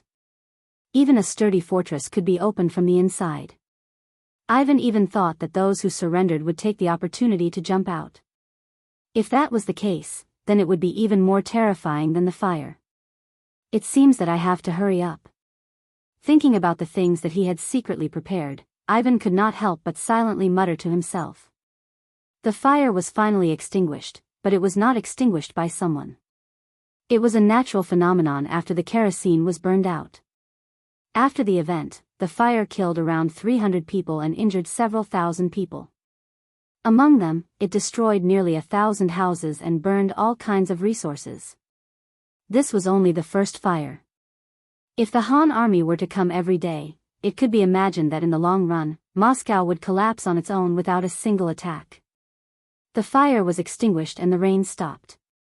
The next day was another clear day. In the morning, the hot air balloon once again appeared in the sky above Moscow city.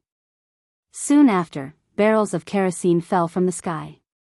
This time, the destination was not the ruined east of the city, but the west of the city. That was the place where the rich lived. The barrels still fell from the sky, and after the explosion, the fire was still fierce. Countless rich people were forced to walk out of their homes, their faces full of despair. Knowing that water couldn't be extinguished, all they could do was watch everything happen from afar. This feeling of not being able to do anything made them feel helpless.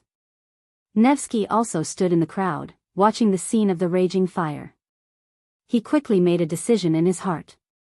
Although his house was in the city center and not in the west of the city, and these two fires did not cause any losses to him, no one knew where the hot air balloon would burn the fire tomorrow. When he thought of the ancestral property that was obtained through the struggle of several generations, if he could not protect it, then he would be useless. When he thought of the many years of effort that he had put in would also be wasted, he could no longer remain calm. He knew that he had to do something. In his mind, he could not help but think of the last few words that Yang Chendong said to him. He seemed to have found a direction in life. Under the two fires, everyone in Moscow City was in danger. The people who had been burned by the fire were already in despair. Those who had not been burned by the fire were trembling with fear. No one knew what kind of luck they would have the next day. While everyone was panicking, Nevsky came to the house of the Supreme General Peter. As members of the same family, they had a common ancestor. They were connected by blood and supported each other. In order to protect their own interests, they needed to work together from time to time to do some big things. This time, Nevsky came to do something big, and that was to persuade Peter to revolt on the battlefield. Although there was no such word at that time, this was what they had done. As one of the three great generals of the Rus Duchy, Peter was not angry. His years of leading troops made him develop the aura of a superior. When he saw Nevikov's visit, he frowned. Obviously, he had guessed a possibility. Then, he sighed and sat there without saying a word. When he entered the hall, Nevsky had been paying attention to Peter's reaction. When he saw Peter sigh heavily, his heart was filled with joy. He did not believe that Peter did not know what he was here for, because he had already leaked some information in advance. After probing many times, Peter had rejected him righteously. But this time, before he could speak, Peter had already sighed and lowered his head. Didn't this mean that Peter's will was shaken? Peter was a general in the army, and he had the authority to command 50,000 cavalrymen. If he could persuade Peter, it would be a great help to the next step of the plan. On the other hand, without Peter's support, even if he could get the help of other nobles, the amount of troops they could gather would be limited. It would be as difficult as ascending to the heavens to turn the tables in the city.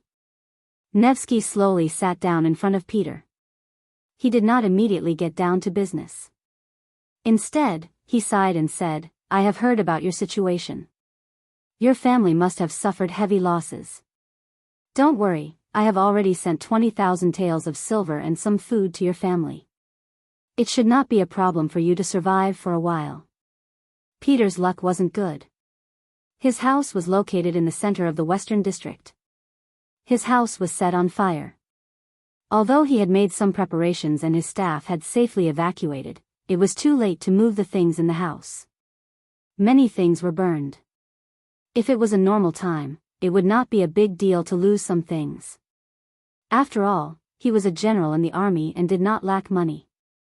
He could just buy some things with money. But now that Moscow had been sealed off, everything was limited. Even if you had money, you couldn't buy it. In this situation, sending some food was like sending charcoal in the snow. It could save lives, so Peter had to accept this favor. Thank you. Peter slowly raised his head and thanked Nevikov. We are all connected by blood. There's no need to be so courteous. Nekov chuckled. But then, his face slowly sank. But this is not the solution. What if the next thing is burned? What should we do? This kind of passive defense is not a long-term solution. How could Peter not know that these words were reasonable? But what could he do? Was there really going to be a rebellion? It was very difficult for him to betray the blind Grand Duke. After all, he was where he was today because of the blind Grand Duke.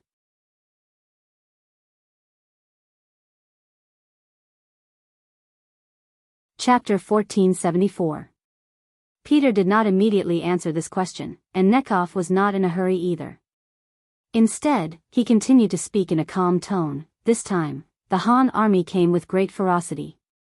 Even the powerful Golden Horde was destroyed so easily, not to mention our strength is far inferior to theirs. Originally, we thought that with the protection of the trenches outside the city, the Han army would not be able to do anything to us. However, the other side used something that can fly in the sky. It is too powerful, completely ignoring our previous preparations. Moreover, they are in the sky while we are on the ground. We can only passively take a beating. If this goes on, the morale of the army will be in chaos. When that time comes, I'm afraid that even if the general doesn't do anything, others will. Moreover, the Han army only wants the lives of the blind Grand Duke's family. We are only accomplices. As long as we perform meritorious deeds, the chances of us surviving are very high. As the saying goes, every man for himself, and the heavens take the hindmost. Even if the general does not think for himself, you should think for our family. You should also think for the general's family. The general's daughter is only 4 years old and is very cute. If she is buried with some people, wouldn't it be too much of a pity? Enough. Peter finally spoke, interrupting Nekhov's words. It was clear that he had already heard these words. Seeing that there was hope, Nekhov ignored the other party's obstruction and continued, "We are not only doing this for ourselves, but also to save more people in the city. Moreover, from the actions of the Han army, it seems like they don't intend to kill us all. Otherwise, they wouldn't just throw a little bit of black oil at us. They can set a bigger fire and even swallow the entire city of Moscow. If that's the case, I'm afraid that no one will be able to escape. Is this the result that the general wants to see?" Peter's brows furrowed even tighter. He naturally knew that Nekhov's words were correct. If he chose to betray the blind Grand Duke's family, not only would he be able to save himself, but the people in the city would also benefit. However, he was after all promoted by the other party. He could not do something like betrayal. Peter still didn't say anything. Nevikov's face turned ugly. He knew that if he didn't use some strong medicine, he wouldn't be able to do it. "General, I'm afraid you don't know this yet. Although the Grand Duke of Blindness claims to sacrifice himself for the Rossi people every day, he has already thought of a way out. He has been digging a tunnel out of the city for a long time. Once he succeeds, he will abandon everyone and leave this place. When that happens, we will be the ones to die." This was the first time Peter had heard of this matter. Upon hearing this, he abruptly raised his head. Is there such a thing? Of course, this was done by Ivan and his personal guards. This was also told to me by one of his guards. How could it be false? Nekhov patted his chest and said righteously. This wasn't a casual lie he made up.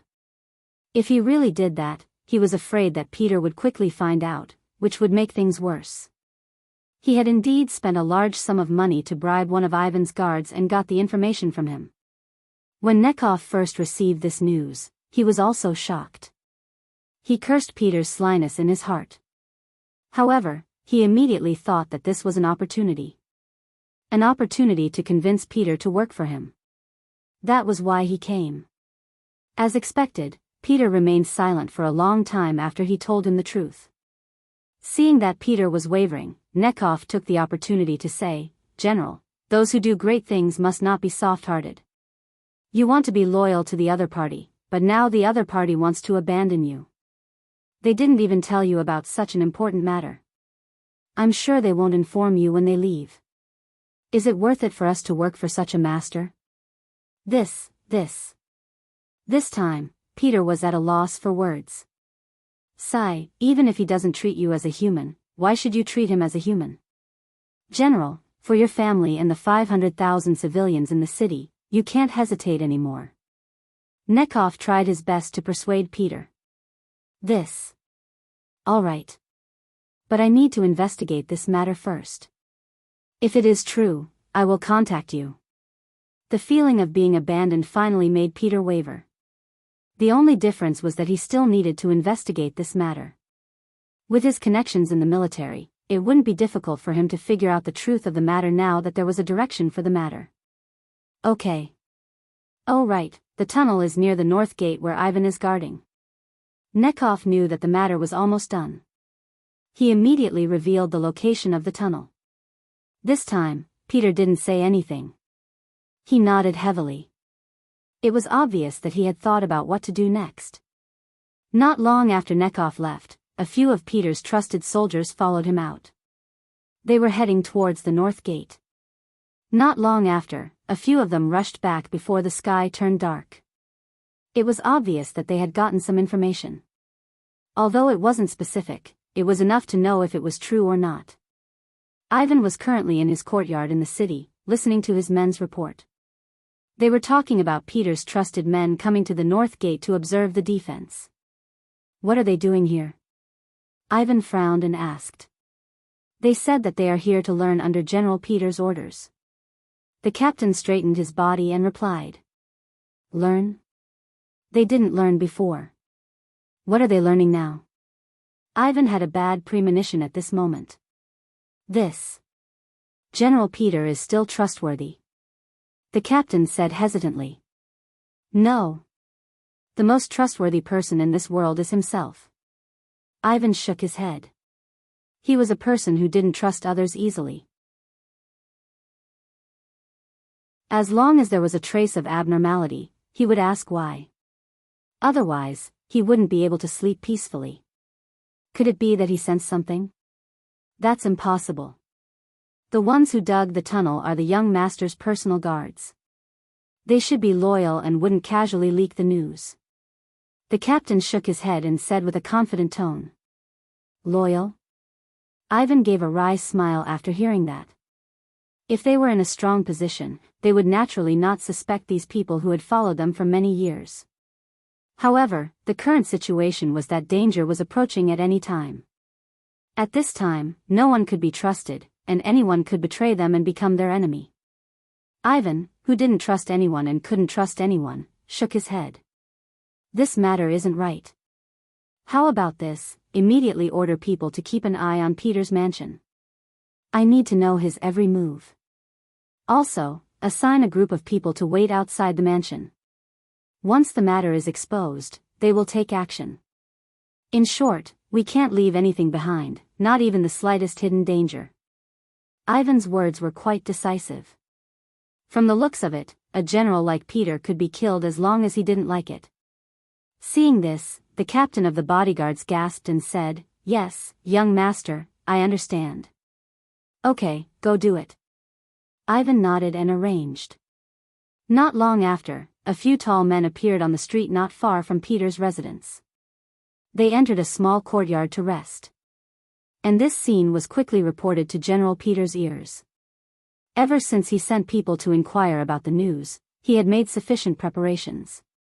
After all, the crime of spying on a superior was not light. Since he wanted to do this, how could he not be prepared at all? Therefore, long before Ifan took action, he had already sent people to keep an eye on his mansion and the surrounding streets. With his understanding of Ifan, if the other party sensed something, regardless of whether or not he had figured out his intentions, he would first send people to keep an eye on him, just in case. When the people below reported the situation to Peter, his expression was calm, but his heart was incomparably turbulent. Sure enough, he was still suspected. Could it be that it was so difficult to be a loyal subject? With Ivan's temperament, after this matter, the relationship between the two would not be as seamless as before. If there was a chance, the other party would even get rid of him. Speaking of tough means, this Ivan was much more powerful than his father, the Grand Duke of Blindness. Forget it, if that's the case, he is forcing me. At this moment, Peter had made some kind of decision. He slowly got up and went straight to the study. Half an hour later, several servants in the mansion who were in charge of buying and selling tomorrow's food walked out of the courtyard. For these servants, the people sent by Ivan who were in charge of keeping an eye on them did not intend to give up. They arranged for 2 soldiers to quietly follow them. Originally, the captain of Ivan's guards thought that he had already attached great importance to these servants, but he did not know that Peter was in disguise among them. When the group of people walked to a dark corner, his figure flashed and disappeared from the team. Because they did not dare to follow too close, when the people sent by Ivan caught up, they did not notice that such a person was missing in the team. After Peter got his freedom, he was not careless. He circled the streets a few more times. After confirming that no one was following him, he went to his own camp. There were his confidants that he had cultivated for many years. Under his management for many years, these people only listened to him. In the military camp, although it was already dark at this time, it was still very lively with people coming and going. Many patrolling soldiers were walking around with torches. Although there was a dozen miles of trenches as a cover and there was no need to worry that the Han army would suddenly attack the city, there was no harm in being careful. Even if the other party had something like a flying ball, who knew if there would be other secret weapons?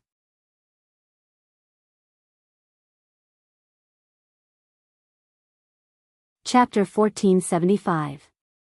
When Peter arrived outside the barracks dressed as a servant, several soldiers quickly came forward to interrogate him. When they saw that the person who came was the Supreme General, they were all confused. Peter waved his hand rudely and said to several confidants who had already learned of his arrival, "Keep an eye on these people, as long as they don't act rashly, don't make things difficult for them. The matter of him coming to the barracks must not be spread out. He doesn't trust these patrolling soldiers." Although several confidants were a little puzzled after listening, but since it was the Supreme General's order, they should carry it out without any discount. At that moment, the small group of soldiers unarmed and temporarily watched over them. For Peter, this is nothing more than a trivial matter. At this time, he has stepped into the main tent and secretly met with his confidants here. Although the matter of the black fire released by the flying ball has not yet spread to the barracks, all the soldiers know about it, and they are all at a loss. They don't know what kind of fate is waiting for them. Will they be burned to death by the black fire one day? The arrival of Peter undoubtedly brought hope to everyone, at least let them understand that there is something to do. Peter didn't have the slightest intention to hide from his confidants.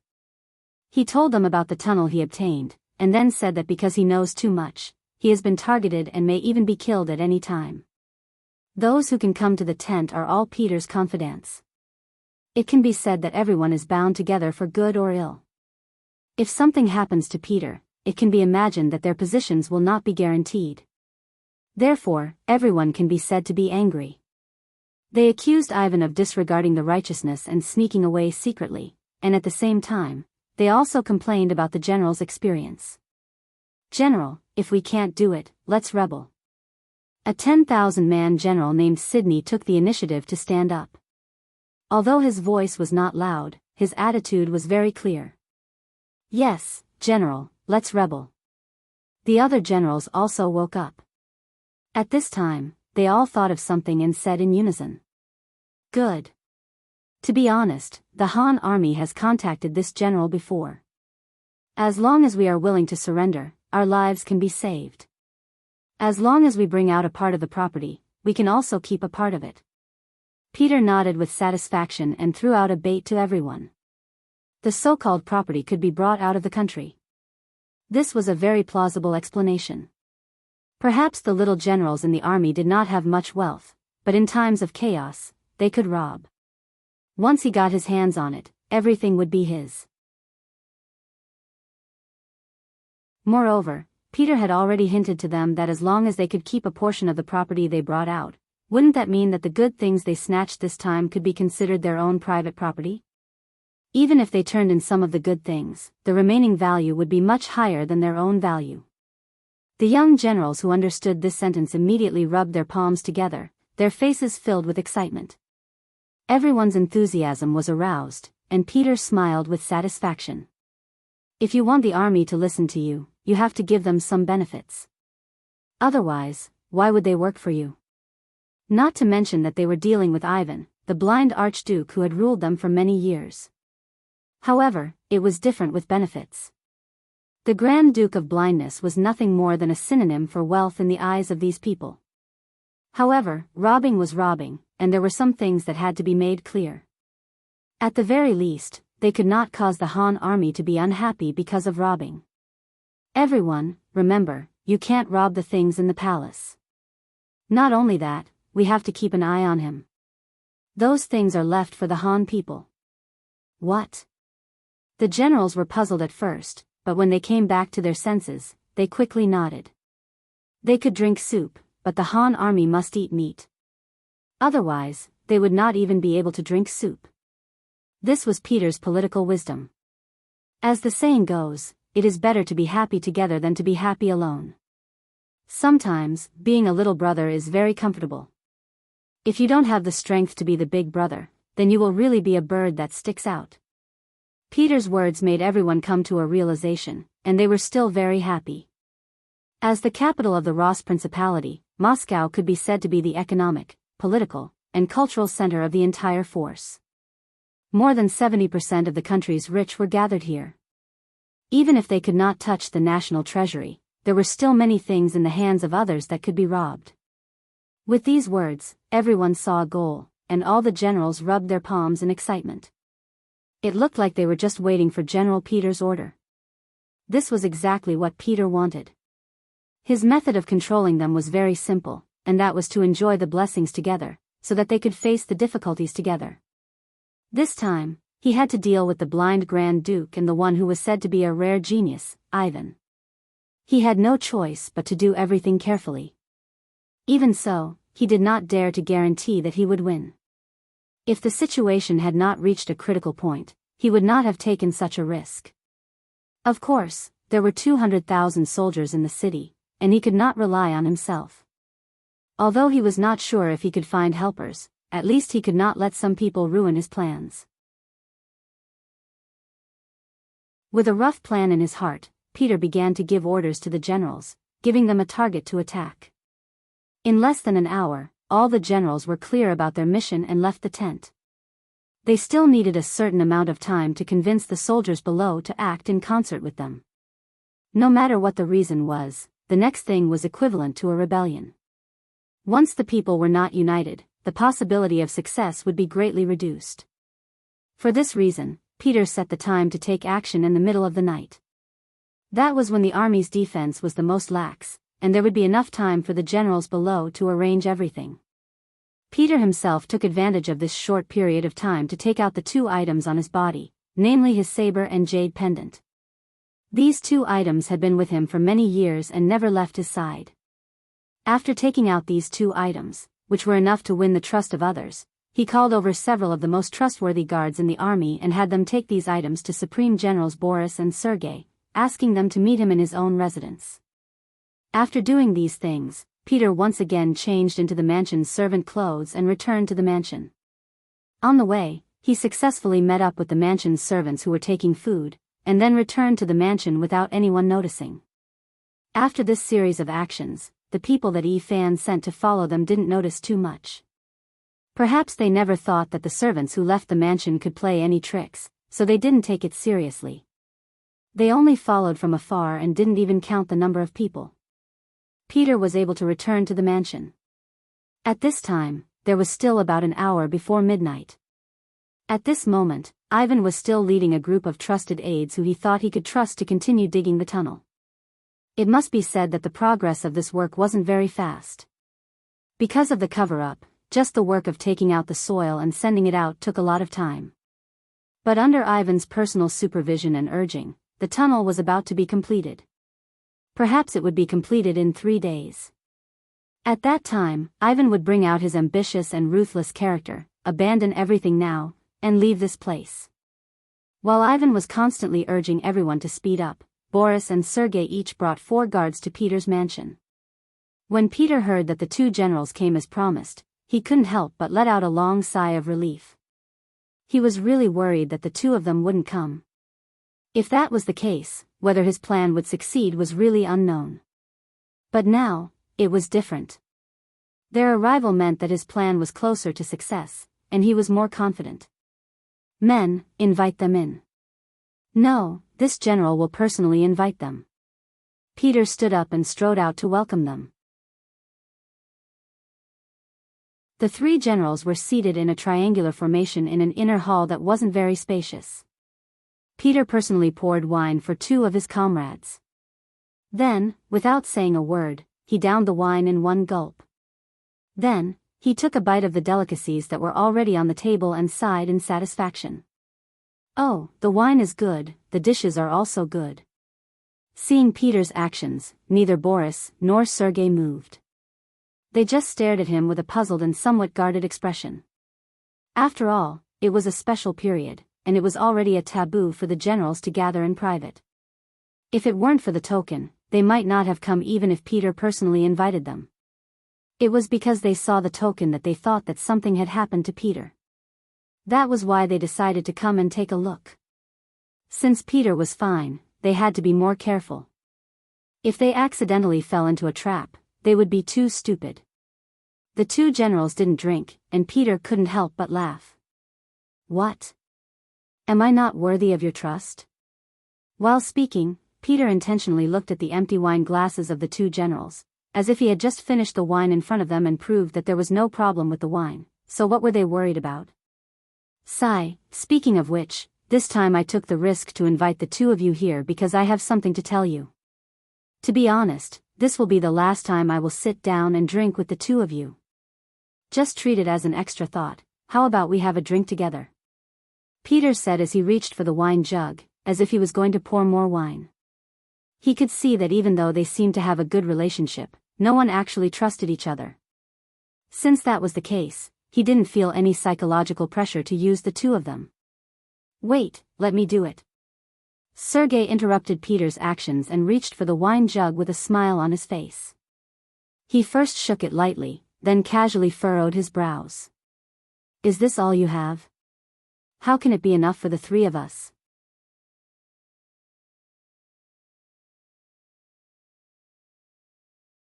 Chapter 1476. After saying that, Sergei opened the wine jug without Peter's consent and looked inside. After seeing that it was just an extremely ordinary wine jug, he closed the lid again. Sigh, no matter how important the wine is, I'll pour it for you. Of the three of them, the oldest was Boris, and the youngest was Sergei. What he said made sense, but why did he check the wine jug just now? He still didn't believe it, so he took the opportunity to check it. After seeing that there was no problem, Sergei was relieved.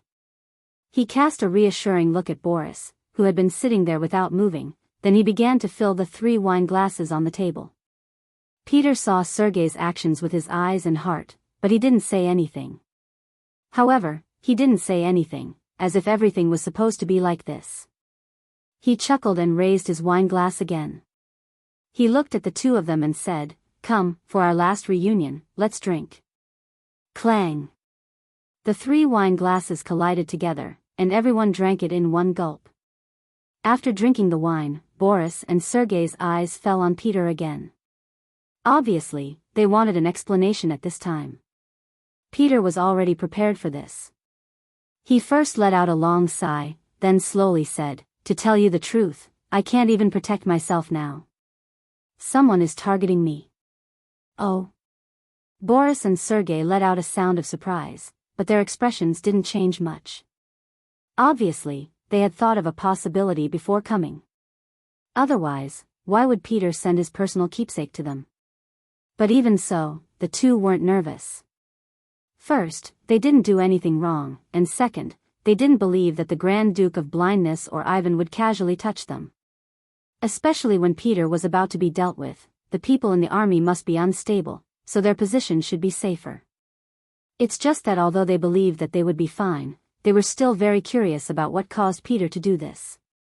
In a sense, the 3 of them were all in the same situation. They were all generals trusted by the Grand Duke of Blindness and given military power. Peter saw the performance of the two, and he sneered in his heart. Sure enough, their performance did not exceed his expectations. Sure enough, it was like this. Don't look at how they usually had a good relationship, as if they would advance and retreat together no matter what happened. However, when one of them really got into trouble, the so-called unity of heart would become problematic. The other two would also not sacrifice their entire family's lives and their own political future for one of them. This was also good. When Peter did what he wanted to do next, he wouldn't have to worry so much. If he still had some guilt in his heart just now, then he had completely let it go and let it go. Even though he had already made up his mind and had already done so, Peter still sighed and slowly told them about Ivan secretly digging a tunnel out of the city. Sigh, I wasn't cautious enough and was discovered by young Master Yi Fan when I was sent out to investigate. Presumably, there should be people sent by young Master Yi Fan keeping an eye on my residence right now. It might even implicate the two generals. It's fine, it's fine. We are all brothers, how can we be afraid of being implicated? Boris, who was the leader, shook his head, looking like he was not afraid of being implicated. But in his heart, he was cursing Peter. This person told him such a secret, so he couldn't retreat from this whirlpool even if he wanted to. But on the other hand, compared to getting himself into trouble, knowing about young Master Yi Fan's plan was more important. The other party actually wanted to escape, which was somewhat out of Boris's expectations. But on the other hand, the situation in the city was so grim. If it were him, he would also prepare a way out. It was fine if he didn't know about this before, but now that he knew, he had to have a share in this matter. He also wanted to leave with Ivan and the others, and not stay in the city and wait for death. Sergei also had the same idea. Compared to Boris, he was more sincere. His gaze towards Peter was more or less filled with gratitude, thanking the other party for informing him of such important news. This way, he could make some preparations in advance. Come, brother Peter, this younger brother toasts you, thank you. This time, Sergei took the initiative to raise his glass and said very sincerely.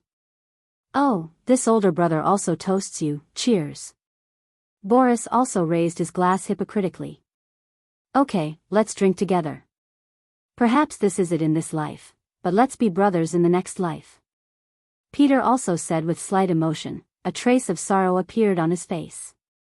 This sorrowful expression fell into the eyes of Boris and Sergei. They thought that Peter was revealing his true feelings, and couldn't help but feel a little touched. After all, they had been comrades for so many years, and more or less, they had some feelings for each other. Peter was indeed revealing his true feelings.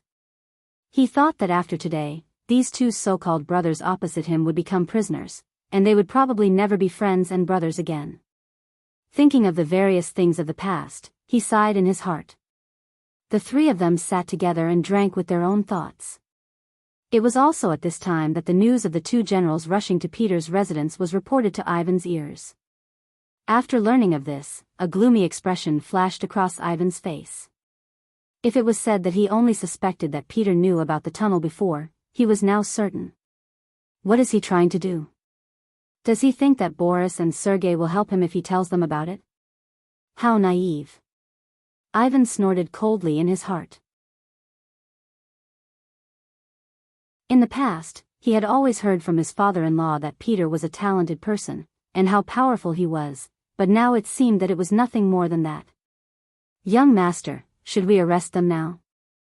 The guard captain asked in a reminding manner. Send someone to keep an eye on their every move, I want to see what choice they have. Ivan shook his head and dismissed the idea of making a move now. In his opinion, since Peter had summoned the other two over, it meant that they were still hesitating. At the very least, they had no intention of attacking.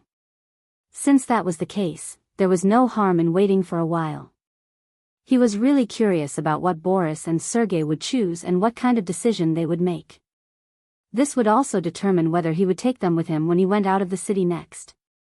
Ivan wanted to use this matter to judge people's hearts, but what he didn't know was that Peter deliberately created such a smokescreen because he understood him.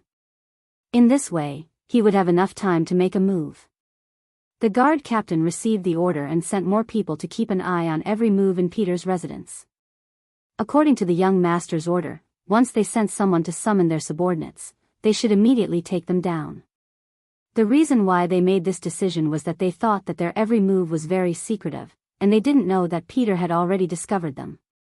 Time passed by little, the military camp belonging to Peter was being mobilized, and according to the instructions of General Sidney, who temporarily took over the position of General Peter, the military camp was under martial law and no one was allowed to leave.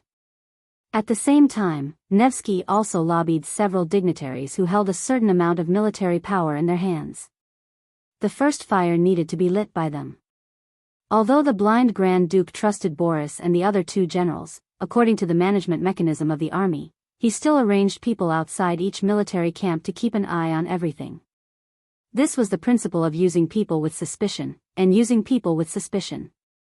For example, once Sydney made a move, the news would reach the ears of the blind Grand Duke as soon as his army left the camp. In this way, the other party could make some targeted measures in a very short time.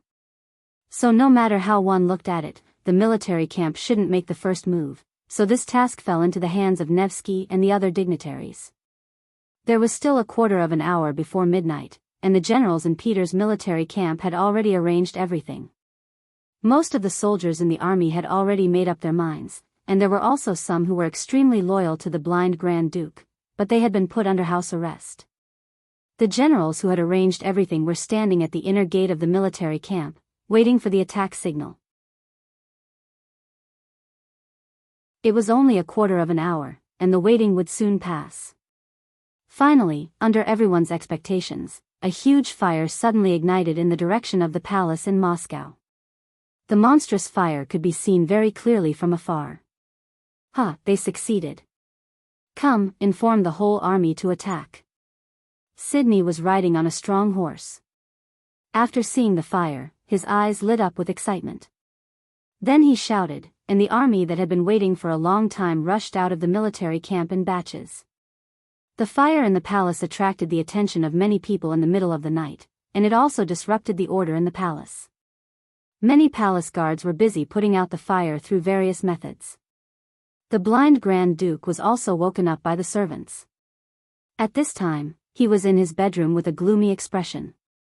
When the external enemy suppressed too much, internal strife was easy to breed. This was a historical rule. In this regard, the blind Grand Duke was already prepared.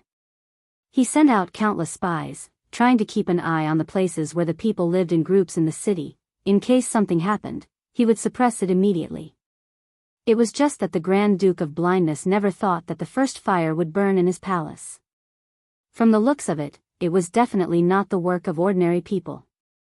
They did not have such great power. The one who did it must be an important minister, a general, or a noble. You can't hold it in anymore? Thinking that it was actually those people with high status who couldn't help but make the first move, the blind Grand Duke was disappointed. But at the same time, he secretly swore that no matter who did it this time, he would make the other party pay the heaviest price. He wanted to use this matter to remind the other dignitaries that if they dared to have other thoughts, their end would be very miserable. At this time, what they should do was to help each other in the same boat and overcome the difficulties together.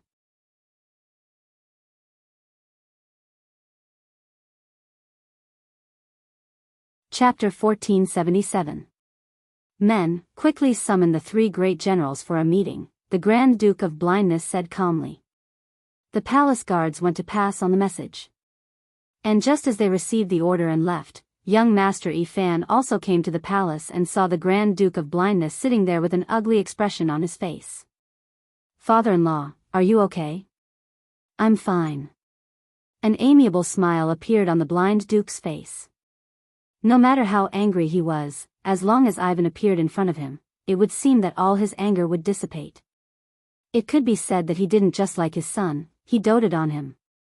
Fortunately, Yifan was also capable and didn't let him down, so he wasn't spoiled. But even so, he dared to do some big things in private.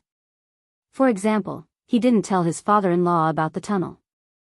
And now, such a thing happened in the city. The fire actually spread to the palace. Yifan certainly knew that some people in power couldn't help but take action. This was the beginning of the real chaos.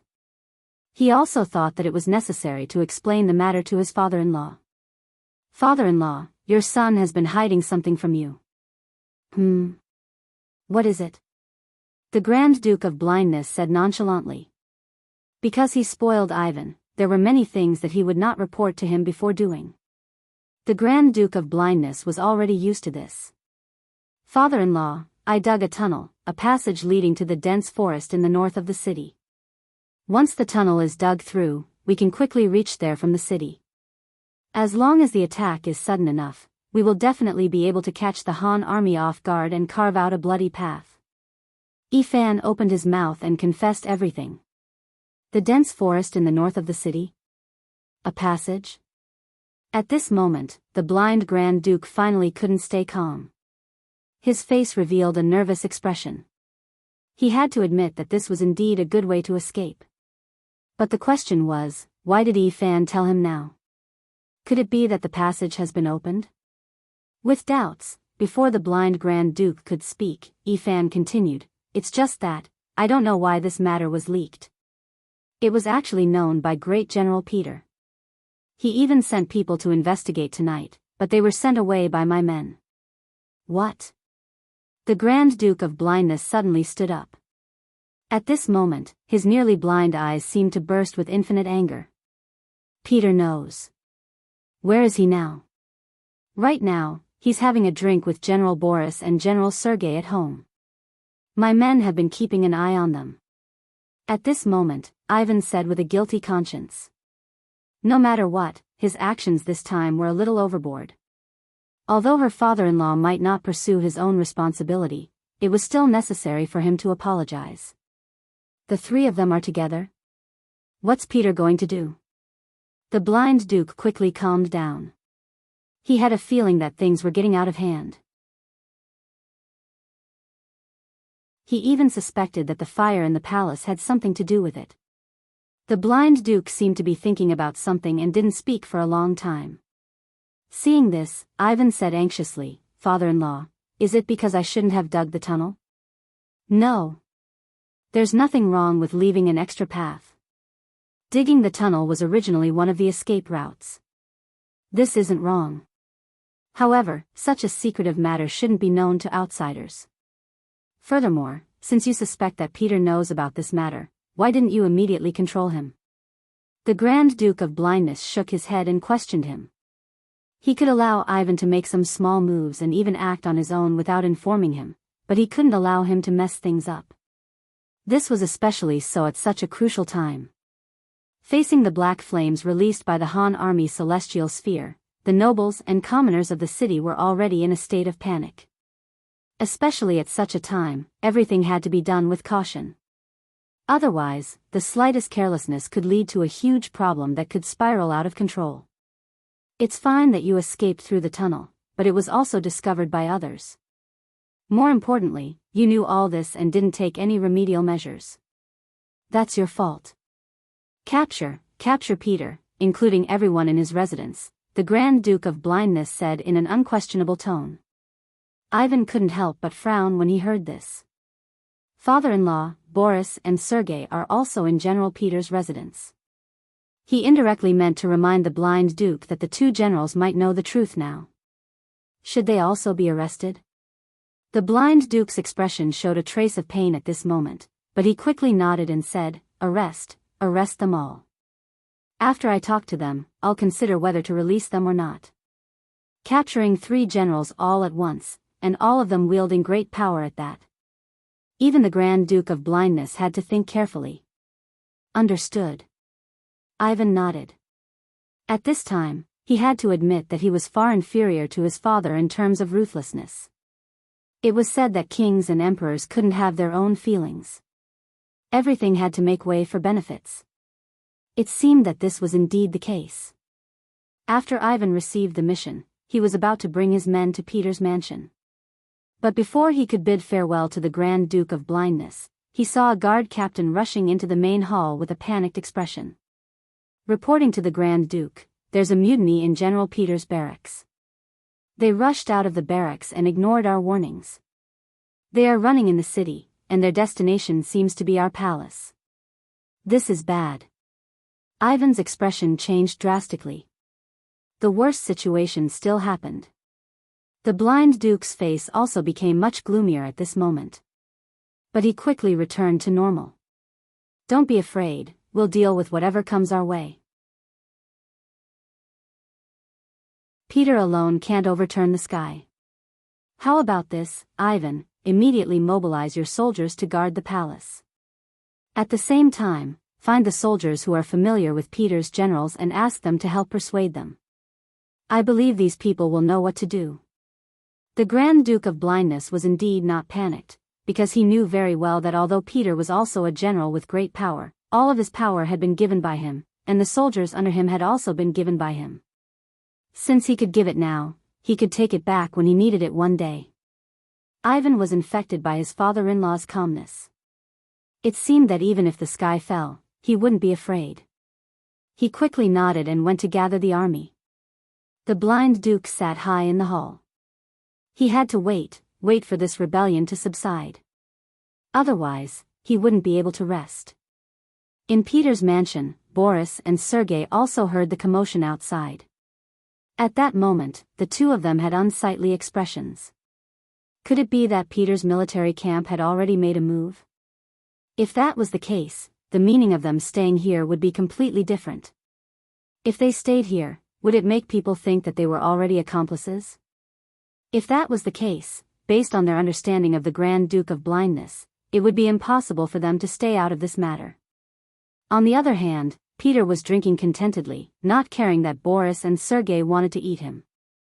Of course, the reason why he could be so calm was all because of the 8 murderous guards in the room. With these guards in hand, Peter wasn't afraid that some people would use force on him. Even if he couldn't use force, he wasn't afraid at all with just his mouth. At this moment, the more Peter didn't seem to care, the angrier Boris became. He felt that he was being used. As for Sergei, he couldn't hide his emotions and directly asked, "Peter, what do you want? Are you trying to drag us into a rebellion with you?" Such a shout finally shocked Peter. He also put down his wine glass, slowly raised his head, and looked at Sergei. How can this be called a rebellion? This is looking for a way out. Or do you think that under the attack of the Han army, the blind duke's regime can still be maintained and developed? You. At this moment, Sergei was actually a little speechless by Peter's question. That's right, in the face of the black water that was simply impossible to guard against, and even impossible to guard against, they were completely powerless to resist, and could only passively wait for the black water to burn. If they were lucky, they might be able to live for a few more days, but once the place where the provisions were stored was burned, then chaos in the city was inevitable. If that was the case, in the situation where everyone wanted to live, who would care about who the blind duke was? As for what he said, no one would listen to him. Sergei shut his mouth, and his face turned red. Boris finally spoke up. "Peter, even if that's the case, we should think of other methods, such as breaking out of the encirclement. After all, we have an army of 200,000 soldiers and plenty of firearms and cannons. If we bring them out, we might be able to carve out a path of blood." This time, Peter didn't speak out against it. Instead, he nodded in agreement. That's right. However, he did not know if General Boris had thought about the possibility of breaking out of the encirclement. Even if we break out, we still need someone to charge and cover the rear. If that's the case, how many of us can survive? I don't want to gamble on my luck. If I'm arranged to charge or cover the rear, I'm afraid it'll be too late to do anything. Boris, who originally wanted to say something, didn't say anything.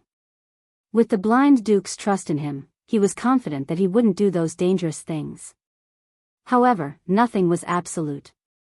If he was really given such a dangerous mission, would he still be able to say no? If he really did that, the Grand Duke of Blindness would be the first person to not forgive him.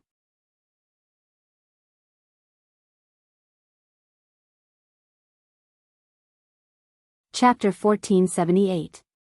Thinking that this possibility was not impossible, Boris's face became a little ugly. Even he couldn't guarantee that he would be safe, let alone Peter and Sergei, whose status in the heart of the Grand Duke of Blindness was far inferior to him. It was no wonder that they would have such thoughts and actions. But no matter what, Boris still didn't want to do something like rebellion. After all, the Grand Duke of Blindness had treated him well over the years. He couldn't do something like betraying his benefactor. But how was he going to say it? As long as he said this, wouldn't it prove that he wasn't on the same side as them? If this was the case, then he didn't have to do anything next. Peter would let his guards kill him. Don't doubt if Peter dared to do this. He even dared to rebel. What else wouldn't he dare to do? The two of them suddenly stopped talking. Peter's face had a little more smile. He knew that he had only convinced the two of them initially, but it was still far from being able to do big things with them. So he changed his tone and said, "Brothers, now that things have come to this, I have no choice but to do this. And you are now in my mansion, so it is absolutely impossible to stay out of this. You should think about what kind of decision to make. Time is of the essence, and there is not much time for us to hesitate and consider." Since the flag of rebellion had already been raised, they couldn't stop. Otherwise, they would be handing their lives over to others. Peter would never do such a foolish thing. So there were only two paths in front of the two. One was to follow him, and the other was to oppose him and be killed now. Well, 15 minutes. Please make a decision voluntarily. No matter what the decision is, I will accept it. He. As if he had just said a very ordinary sentence, Peter sat back down after saying this. He picked up the wine glass again and drank slowly. What do you mean by, "I will accept any decision"? I'm afraid that once they object, it will immediately lead to a fatal disaster. This wasn't voluntary at all, it was completely forced. However, the situation was not as good as the others. At this moment, the two of them didn't dare to say anything. They could only look at each other and return to their seats. The hall once again fell into silence. There was only the heavy breathing of the 8 blade-wielding bodyguards. A huge fire suddenly broke out in Moscow, and soon, the sky seemed to be burning red. Yang Qindong, who was outside the city, couldn't help but notice all of this. Yang Qindong was already asleep when he received the report from the Black Cavalry. By the time he put on his clothes, the fiery red area was getting bigger and bigger. Looking at all this, Beta Persei scratched his head. "Young master, don't tell me they're really fighting amongst themselves." Yang Qindong rolled his eyes at Beta Persei. "What do you mean by really fighting amongst themselves?" Looking at the situation, it's clearly fighting amongst themselves. Yang Qindong had already expected this result, but he didn't think it would come so quickly. After all, it was only 2 days of fire. For a huge city like Moscow, it wasn't a good thing at all. Who would have thought that the other party couldn't hold it in anymore? All of this should be the doing of that guy named Nevsky. It seems that the words he said to him that day really worked. If that's the case, then so be it. Anyway, they are all different races, and there is no lack of Rossi nationalists among them. If such people die, then they die. It has nothing to do with me. I just hope that more people can stay in the city.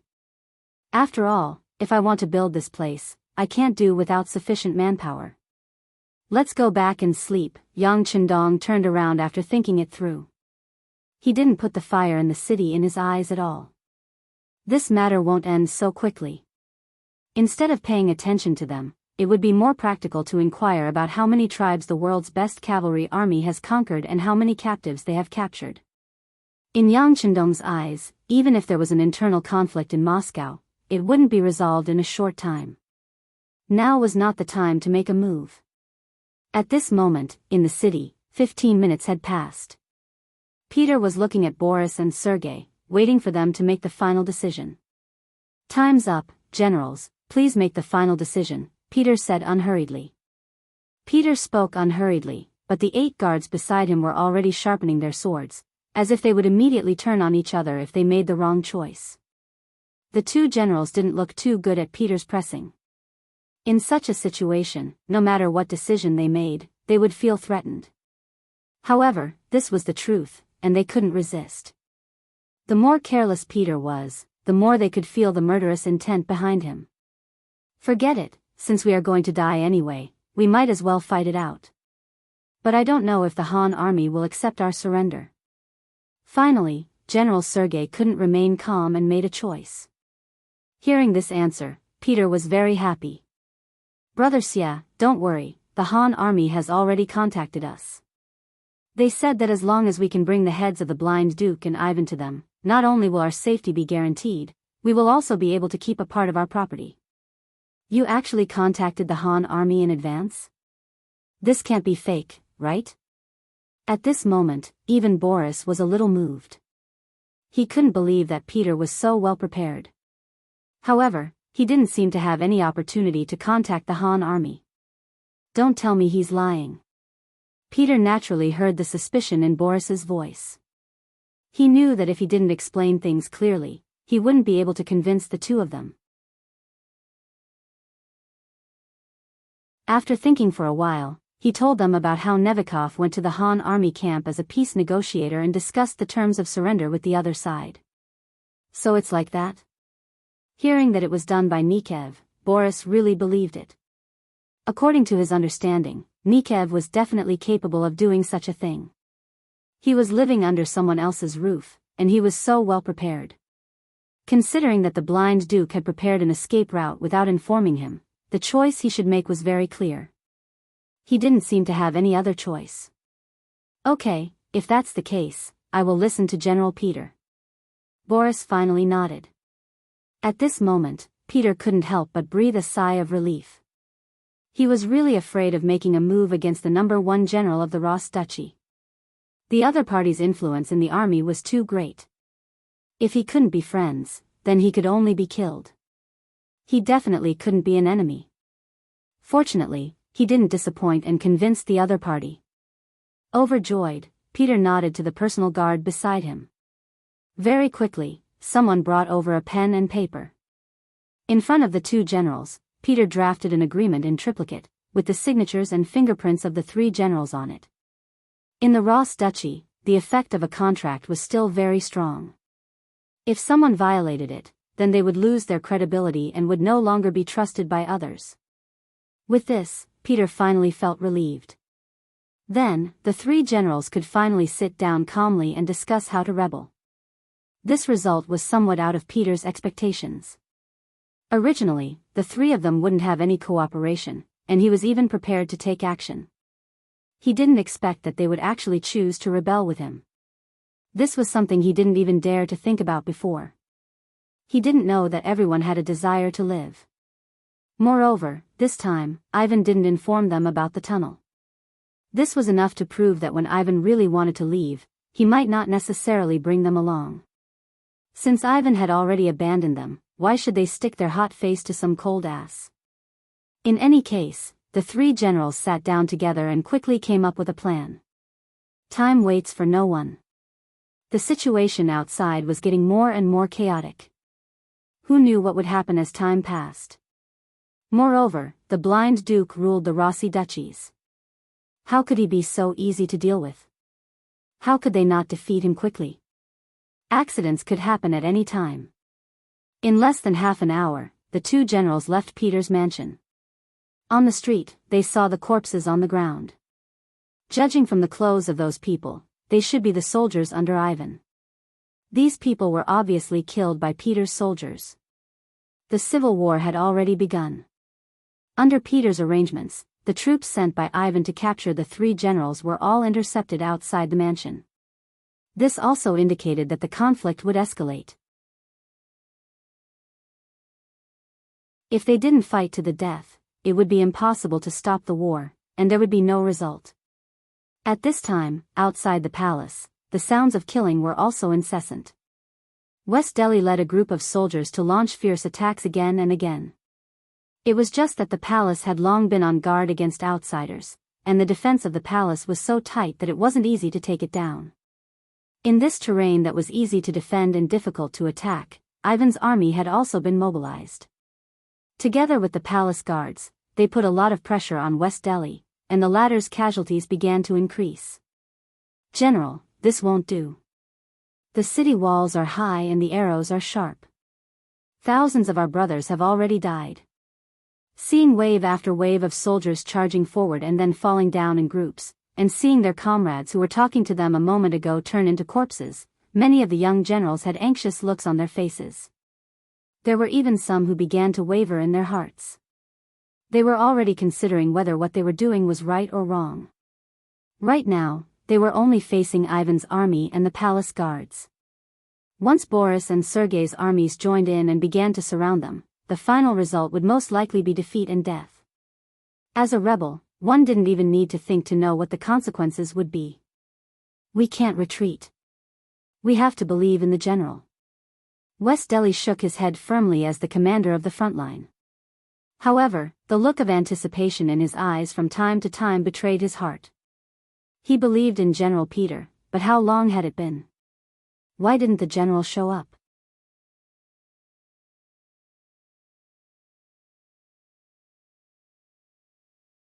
Chapter 1479. The attack on the palace was blocked, and the losses were not small. Ivan, who was in charge of guarding the palace, relaxed a lot. Men, go and tell them that we are only the leaders. As long as they are willing to lay down their weapons, they can be spared. Young master, they are rebels. Hearing that Ivan wanted to spare the rebellious soldiers, the young general beside him was puzzled. Just carry out the order. Ivan shook his head. He did not care about the young generals. This was just a matter of convenience. What he wanted now was only victory. Once he dealt with Peter, the city would be quiet again. He would continue to dig the tunnel and leave. At that time, he would leave these people in the city and wait for the Han army to deal with them. What did it have to do with him whether they lived or died? Ivan had given a death order, and his subordinates had no choice but to carry it out. Such shouts quickly spread out from the palace.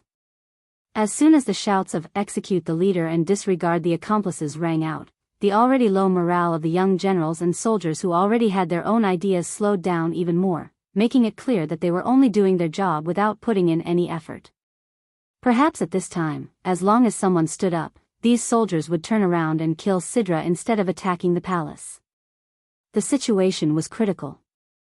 Seeing that another rebellion was about to happen, and even a few young generals were looking at Sidra with unfriendly gazes, a large group of White Russian soldiers rushed over from outside the palace. Before they arrived, their voices were heard. Someone has confused the blind duke and killed their way into the palace to clean up the emperor's subordinates. The people who came were the subordinates of Boris and Sergei. Although they did not directly say that they were rebelling, the words, "clean up the emperor's subordinates," were enough to prove their position. At some point, Peter had already arrived at the front line and came to Sidra's side. His expression was very calm. "Don't panic. They are here to support us. Continue to attack."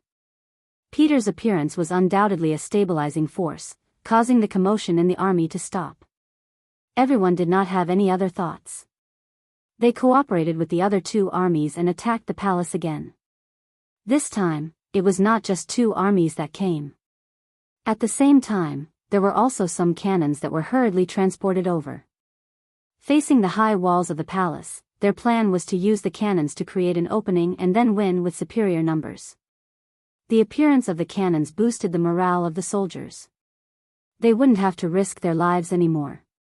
As long as the walls of the palace were breached, they would have many more opportunities. At that time, it would be the time for them to utilize the advantages of infantry and close combat. With the reinforcements, the morale of the rebel army soared. On the other hand, the situation of the White Russian army in the palace became dangerous. When the blind Grand Duke learned that Boris and Sergei had betrayed him, he finally lost his temper. He smashed an expensive porcelain on the table in front of him and threw it to the ground. Ivan, who was standing below, was also full of regret. At the end of the day, this matter was still caused by him. If he hadn't secretly dug the tunnel and was caught, this wouldn't have happened.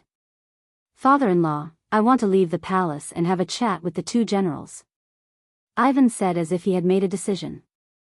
He only mentioned the two generals. Obviously, he had pushed Peter away, which proved that he did not intend to forgive this person. No. How could the blind Grand Duke not know what Ivan meant? But did he really think that Boris and Sergei were so easy to talk to? At this point, taking the initiative to talk to them was tantamount to sending a sheep into a tiger's mouth. He was afraid that he wouldn't be able to come back easily. The blind Grand Duke was old. He would rather take the risk himself than let his son do this. Ivan, the future of the Russian Empire will be in your hands. No matter what, nothing can happen to you. You carry our hope for the future. How about this? Immediately arrange for people to break out. As long as you break out of the palace, find a place to hide in the city. Remember, you must not be found. Then, I can die in peace.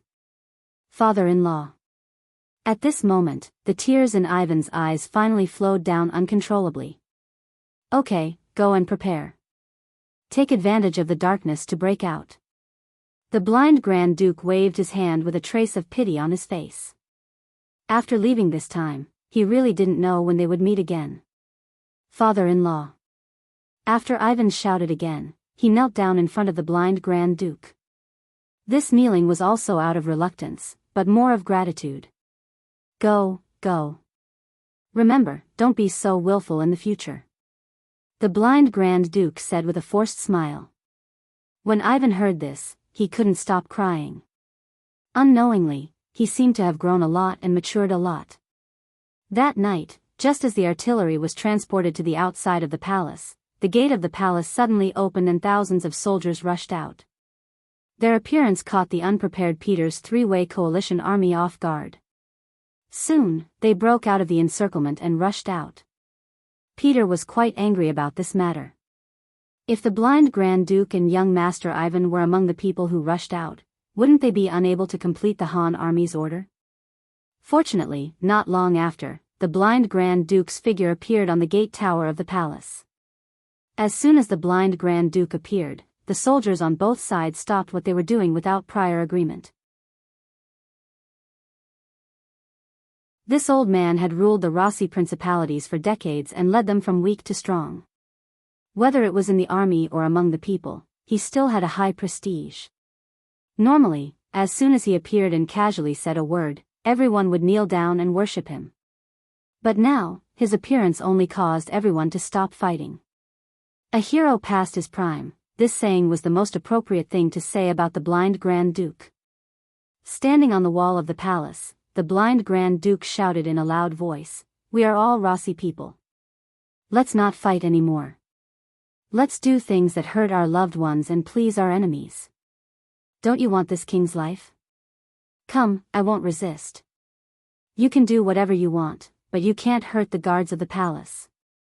After all, they were once your brothers. As long as you swear to do this, I will allow you to tie me up as you wish." Grand Duke. For a moment, because of these words, countless guards knelt down. They were all moved by the blind Grand Duke's loyalty. At this time, they wanted to use all their strength to fight to the death with the rebel army outside. It had to be said that the blind Grand Duke's method of bewitching people was superb. At this time, his words had completely restored the army's morale that had fallen. However, his mind was not on the civil war at all. He was indeed prepared to be tied up. This was also because he saw that resisting would not change the situation. Since that was the case, it was better to just surrender. At the same time, it could be considered as leaving a difficult problem for the Han army. As for what kind of problem it was, perhaps others could not see it, but Bugnam of Gojosian of the Han army could definitely see it. Otherwise, he would not have been able to defeat the Golden Horde, nor would he have been able to destroy the Rossi Principality. Grand Duke, are you really willing to be tied up? Hidden in the army, Nevsky was more excited than anyone at this time. He knew that if this was the result, the chaos in the city would soon end and the victory would be decided. But if he did not surrender, with the support that the blind Grand Duke had gathered over the years, who knew how long it would take to win and what kind of price he would have to pay? Seeing that it was Nevsky's voice, how could the blind Grand Duke not guess that this person was one of the instigators? However, he did not have any hatred at this time. Such a small character would not be in his eyes. He still had a very calm expression as he replied, "That's right. As long as the three generals can swear not to touch the thousands of guards in my palace, this Grand Duke will let you do whatever you want." What can you do? In the palace, the 5,000 soldiers that Ivan had brought were basically all dead. As for the remaining 45,000 soldiers, they were blocked outside the palace by the three generals. Now, there were only 5,000 palace guards left in the palace. It was because of the limited power around him that the blind Grand Duke made this decision after weighing the pros and cons. It was naturally a good thing to be able to subdue the enemy without fighting. If they didn't fight, they couldn't guarantee that they would win. After all, anything could happen as time passed. After Peter and the other two generals looked at each other, they nodded and made a solemn oath in front of the entire army. The general idea was that as long as the blind Grand Duke surrendered and the guards did not resist, they could spare the lives of these people. Of course, the oath made in front of so many people was valid. If anyone violated it, they would be hated by both humans and gods. The blind Grand Duke was very satisfied with this result. He immediately walked out of the palace and came to Peter and the other two generals. Seeing the Grand Duke of Blindness striding over and looking at them with his extremely low vision, Boris and Sergei lowered their heads at the same time. Even Peter, who was very mighty just now, turned his head to the side, not daring to look directly at the Grand Duke. In the end, Nevsky took the initiative to stand up and ordered the guards around him to subdue the blind Grand Duke. With the fall of the palace, the overall situation was set. After finishing the important matter, Nevsky sent people out of the city overnight. At dawn, they reported the news to the Han army camp outside the city and to Yang Qindong, who had just woken up. "There's a result so soon?" Yang Qindong asked in surprise. In his eyes, whether it was the blind Grand Duke or the future Ivan the Great, they were all famous figures in the history of the Ross Kingdom. How could such people be so easy to deal with? Even if someone said that this civil war would last for 10 days, half a month, or even longer, he would believe it.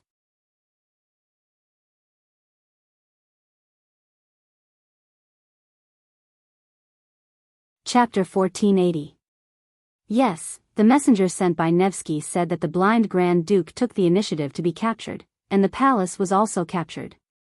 Now the entire city of Moscow is waiting for our army to take over. Only young Master Ifan managed to escape, but he will still be in the city. They will definitely be able to find him. Young Heir added from the side. The blind Grand Duke took the initiative to be captured? No wonder. But did Ivan escape? This must be the work of the blind Grand Duke. Yang Qindong smiled after listening. That's right. If someone said that a general in the Nevsky army could take down the blind Grand Duke and his son, then he wouldn't believe it. Young master, what should we do next? Beta Persei had long been accustomed to Yang Qindong talking to himself, and he had long dispelled his curiosity. What he wanted to ask now was what to do next. What else can we do? As long as Ivan is still in the city, we are not afraid of not being able to find him. Pass down my orders. The siege cannot be stopped. No one is to be allowed to leave without permission. Also, reply to the messenger. Tell him to inform Nevsky that he has done a good job. This king will also fulfill his promise. Now, all he needs to do is to send people to fill up the big holes outside Moscow to ensure that our cavalry can enter the city smoothly. Since you were the ones who dug the hole, you should be the ones to fill it up.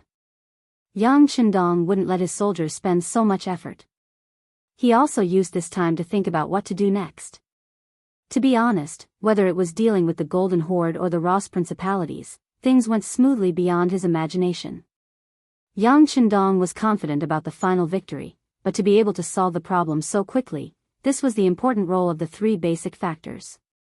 First, the 5-star army has the most powerful weapons in the world, whether it is the power of the flintlock, the fierceness of the artillery, or the hot air balloons. They are far beyond the products of this era, and therefore can achieve the role of destroying the enemy on the battlefield. Secondly, there were many veterans in the 5-star army. They had been on the battlefield and were not afraid of death. The benefits of military merit were generous. Under such good conditions, they could even display their own strength. This ensured that the soldiers in the army were always very high-spirited, achieving the goal of being invincible and invincible. Let's put it this way, if a group of 500 elite veterans fought against a group of 5,000 new recruits, then the victor would definitely be the veterans with fewer people. It was only because they didn't have stage fright. They knew how to protect themselves while effectively attacking their opponents on the battlefield. As long as the general's orders and direction were correct, they would be able to play to their advantage. On the other hand, if it was a group of new recruits on the battlefield, it was very likely that they would fall into disarray. When they saw blood and death, they would not be able to adapt and would forget everything. Even if the opponent's butcher's knife was in front of them, they would not know how to block it. Looking at the 5-star army, along the way, they had fought countless battles. There was no need to doubt the combat power of such an army. It was easy to predict which side the scales of victory would lean towards. The third point was the corruption and disunity of the Golden Horde and the Rossi principalities. Everyone had their own thoughts and could not be united. If they won the battle, then it would be fine as long as they followed the prescribed order. However, once they encountered a setback, the drawbacks of these problems would be revealed. In the end, there would be internal strife, which would give the opponent an opportunity to take advantage of. Looking at these two major battles, didn't the Rossi principalities only get destroyed because of internal strife? Thinking of this, Yang Chendong also began to reflect. Would this problem fall on the 5-star army? The answer was very likely. Now that Yang Chendong had great power and prestige, some things would naturally not happen with his existence. However, no one could guarantee what would happen after he was gone. Men die, birds die in the sky. Yang Chendong's thoughts only drifted for a moment before he retracted them. It was very tiring to live alone, so there was no need to think so far ahead. Anyway, after the world was unified, even if something really happened, it would be the meat in the pot. It would just be the Han people replacing the Han people, so it was not a pity. Yang Chendong's order was passed back to Moscow. After a discussion with the 3 generals, Nevsky began to arrange for people to go out of the city to fill in the holes. At the same time, the biggest civil strife since the establishment of Moscow took place. In the name of looking for Ivan, the army began to loot the city. This was originally a promise made by the generals to make the soldiers work for them. Now that it was done, it was time to fulfill the promise. The city of Moscow was plunged into its darkest hour. Countless nobles attached to the blind Grand Duke became the targets of looting. If they dared to resist, the soldiers who rushed into the courtyard dared to kill them. For 10 days, the city was filled with smoke and fire, and corpses were everywhere. According to the statistics, at least 70% of the nobles in the city were impoverished in just 10 days. 10 days later, the holes outside the city were filled, and the cavalry of the 5-star army began to enter the city.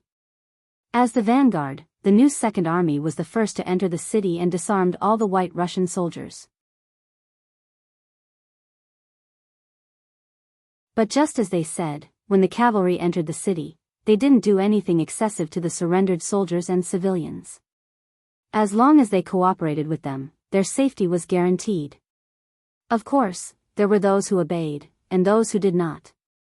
For example, there were some soldiers loyal to the blind Grand Duke hidden among the civilians who jumped out to kill the cavalry of the new Second Army. But since they were already prepared, their appearance was nothing more than suicide. Before entering the city, Yang Chendong had already given orders. Although Moscow had fallen, there were still many opposing forces in the city. So unless everyone in the city was evacuated, the danger would not be eliminated.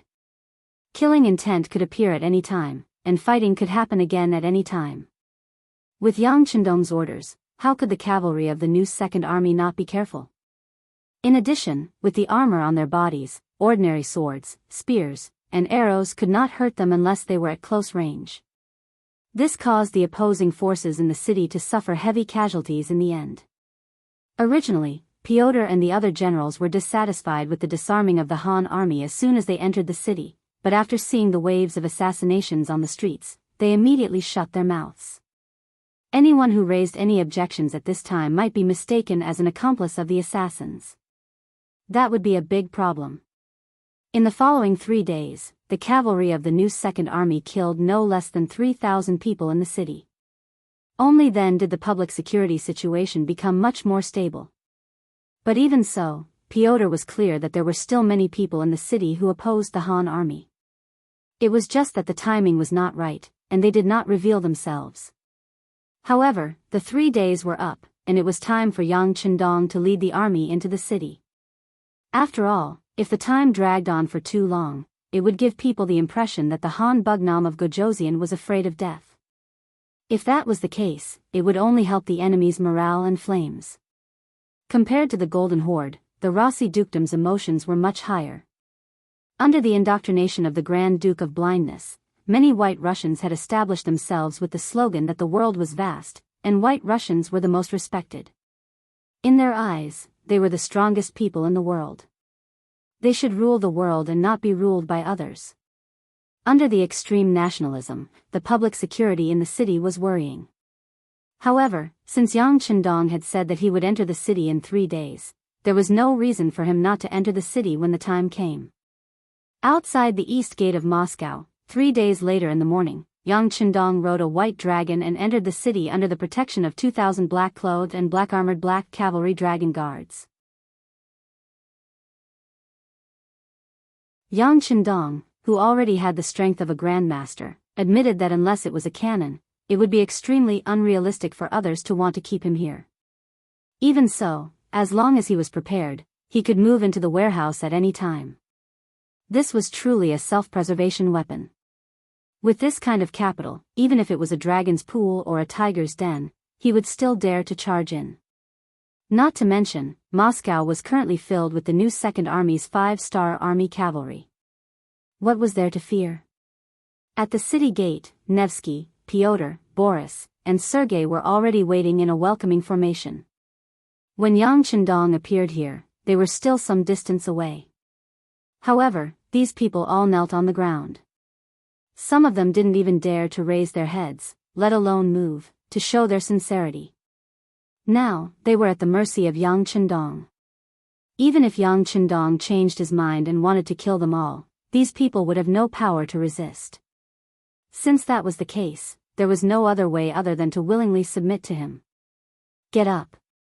Riding a white dragon, Yang Chendong appeared in front of a group of Russian officials and spoke in Russian.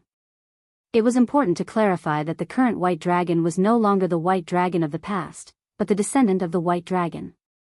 After all, there was a limit to the lifespan of a healthy horse. Although the old white dragon was not dead yet, it was not as fast as it used to be. Fortunately, after conquering so many places and conquering so many territories, the white dragon had already found a suitable mate for the next generation of white dragons, which was already ready for service. But without exception, the owner of the white dragon could only be Yang Chendong. No one else had the authority to ride on them. The high and mighty Yang Chendong greeted the group of Russian officials in Russian. Only then did these people who were kneeling on the ground stand up in trepidation. "Come, give me a horse, and we will tour the city together," Yang Chendong said to Beta Persei and the others in Mandarin with a smile on his face. Being able to ride a horse with Bugnam of Gojoseon was a very glorious thing. At least, that was what the generals of the 5-star army thought. And now, this treatment was given to these surrendered officials, which made many people envious. You're tuning in to the Carefree Valley YouTube channel. Don't forget to subscribe and join us on this journey to catch the most captivating stories.